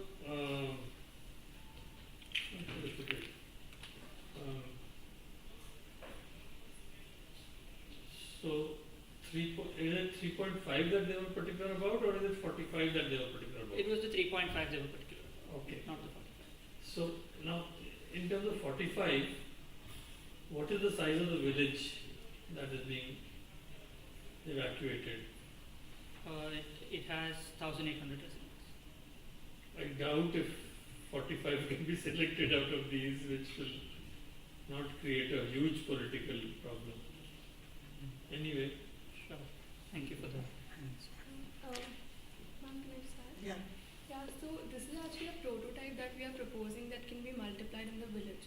And for the cattle, we had, in the stilt area, we have provided like the feeding spaces for the cattle and to house them, especially during disaster times, because even they have to be kept somewhere. And as said, like the module that we are proposing, so it can be multiplied and in and around the village. And for the materials, that's why we had used agrocrete and bamboo so that it will bring down our cost. And these materials are used and made by the locals as well, so we can educate them on how to, especially our furniture module as well, which is being made from bamboo, and it is multi-use. So we are planning to educate our the villagers and how to make these modules and how to use them, and even for the bricks which are made from agrocrete. So that's why we'll be using the village people. The village people will be taught and they'll be educated on how to make these and how to use them in the structure. So agrocrete idea I fully buy into, and it's a great one. Yeah, so that's how to some extent you have the advantage that your project partner manufactures agrocrete or trains people. Our industry partner. Yeah. But anyway. Thank you, sir. Thank you. very well done. Good presentation. Very clearly put together and very concise. So it was very easy to follow. So I'm very happy to see that. Having said that, couple of things. You put a lot of your. It's a flood-prone area, right? All the utility areas, especially to root zone, and there's a biogas, and there's another service room. All of them are at the ground level. What happens when it is flooded? So the service room specifically, if you look at that, it is raised on the plinth level, and each of these are kept on platform, or equipment are kept on platforms to raise them above the water level. And for the root zone system, we have provided a boundary wall to prevent water from entering it as well. Do you think that's sufficient? It's also it's cyclone prone. Right. There was a huge cyclone right. just 2-3 years ago, and it could simply blow away the stuff. So in such spaces, you should be careful about the systems that you're proposing. Root zone might not be the ideal option. Biogas also, you need to see what kind of system that you want to provide and where. Otherwise they will be blown away during cyclone. They just get drowned. So it's a waste. So you need to be careful about that. Second thing is, you mentioned that you are managing to provide 6 ACH all the time. How are you managing that? Actually, we are not managing the 6 ACH all the time. That was it's a bandwidth where we considered that as a maximum 6 ACH. But for that, what we got a reverse comment on, that we have to see naturally ventilated, switching it on, and see the air change per hour inside the structure. But it is the maximum which we are considering. Not all the time we are maintaining the 6 ACH. So what's the minimum? Actually, we are looking. When we mentioned the value, we just took it as 2 or 2 to 3. That is what we maintained for. But that whatever we mentioned, that is the most allowable one we chose. Okay. You need to come. What happens during disaster? You are closing those louvers. So where is ventilation coming from? We also tackled that, we considered during disaster and also during the non-disaster time. And both the cases we have done the CFD analysis. And maximum during the disaster, it is almost around 1.5 meter per second, which is a comfortable one. And also after closing all the shutters and just seeing only the east and west windows are kept open. Even when that time also, it is not that permissible value, but still we are achieving up to 0.8 meter per second and to 1 meter per second. So it is not that we will always shut the windows. It is only if there is a frequency is higher, that is when we are going to shut the bamboo shutters completely. So usually what happens is, in those scenarios, will always be shut. Okay. Right? Unless you provide a protection and you design those openings in such a way that they can be kept open even during the times of high-speed winds and rains. And many of you live through a cyclone. It's incessant rain and wind for 7, 8, 9 days and nights. So it's not an easy thing to design for. Yeah, the most occurring prevailing winds where it's coming, there we have provided the shutter so that it can be completely shut. Other side, east and west, it's not that prevailing winds we are getting. But so there, I see that your shading coil is only 0.6 meters. Do you think that's sufficient to provide rain control and solar control on east and because west? for the shading part, when we were considering it, it was meeting our requirements because 0.6 meter as a fixed one we took, and it was almost shading and also eliminating the glare. So we just stopped What is our glare? where you can because when you are reading or on the working plane. Yeah, it's not sufficient. You should relook at those calculations. Okay. And it's very in such situations, and this goes with most other things, for naturally ventilated buildings, you need to design the openings in such a way that they can be kept open, blind-free, curtain-free at all times. Otherwise, they don't work. Right? You're cutting down the only source of comfort and ventilation in the space. So it's actually very important to do that. So do relook at that.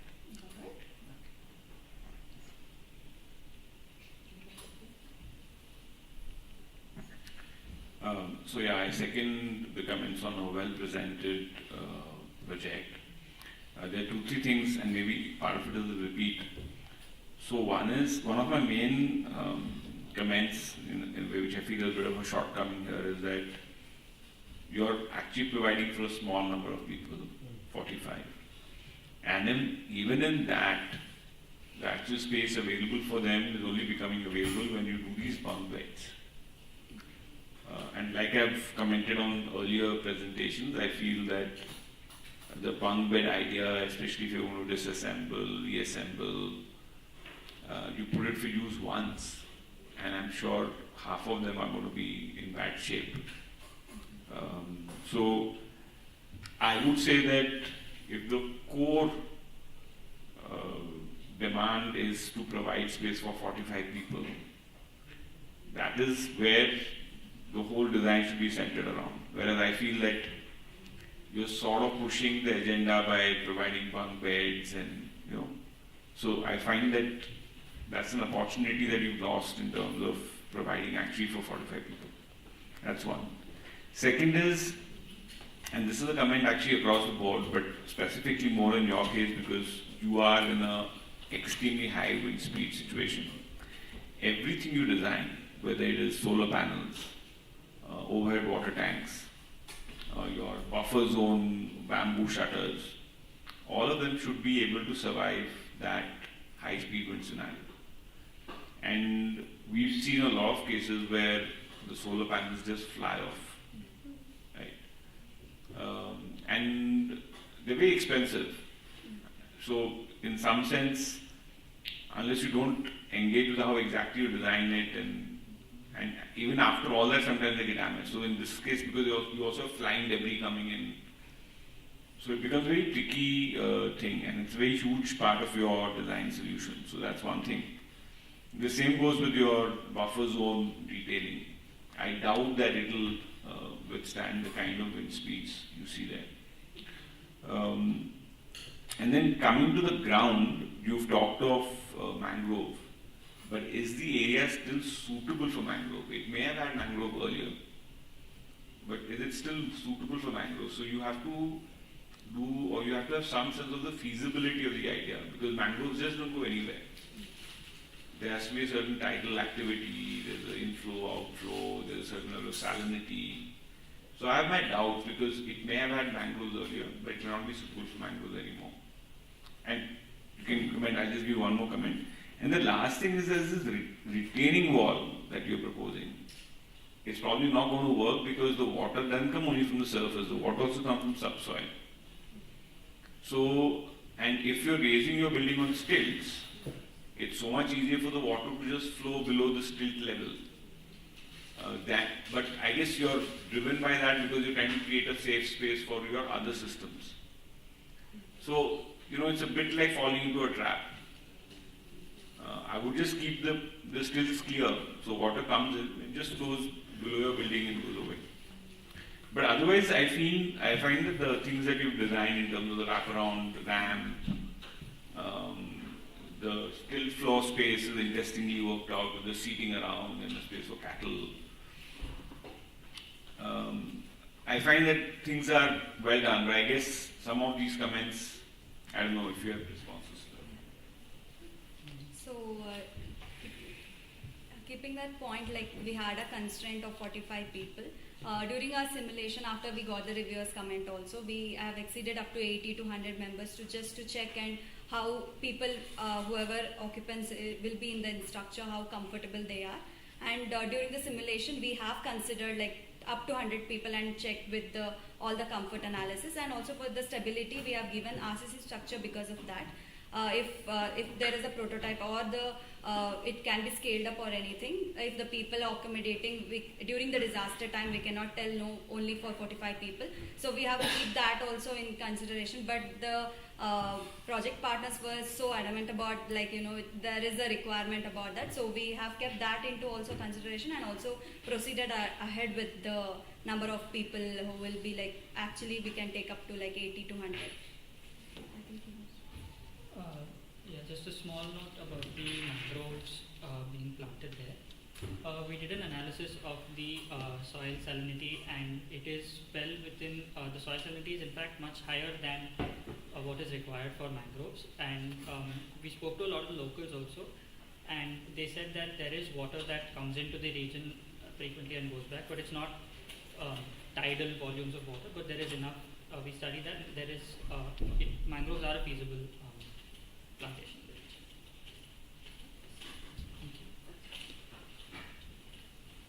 Any other questions? No, I think. Okay. Thank you.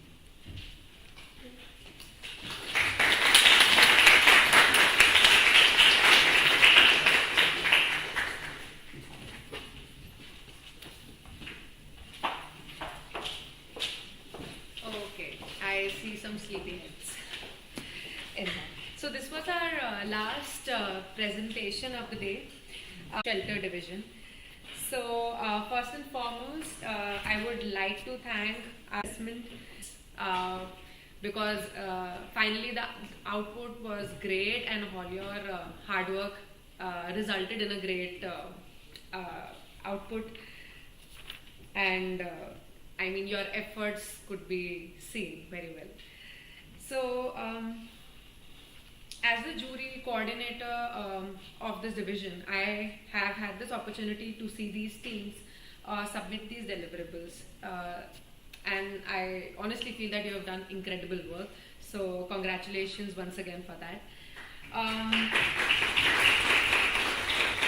And yes, applause for all of you. Yeah, thank you. So we should also not forget that these teams have discovered and paved out a way to collaborate and do integrated design during these 9 months, which is a good period, time period. So, and I think you once again deserve an applause.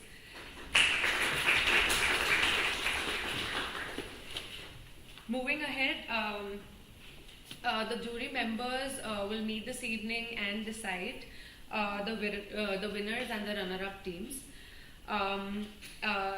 And we also, this time, we have a building industry innovation exhibit where you get to see the innovative building products that address climate change. And the exhibit is open for you to visit and have a look at all these innovations. For the online folks, thank you so much for joining us. And you shouldn't worry about missing out on the exhibit because the pitch of the products by these exhibitors for the Infosys jury panel will be streamed online. Until then, goodbye and have a good evening. Thank you.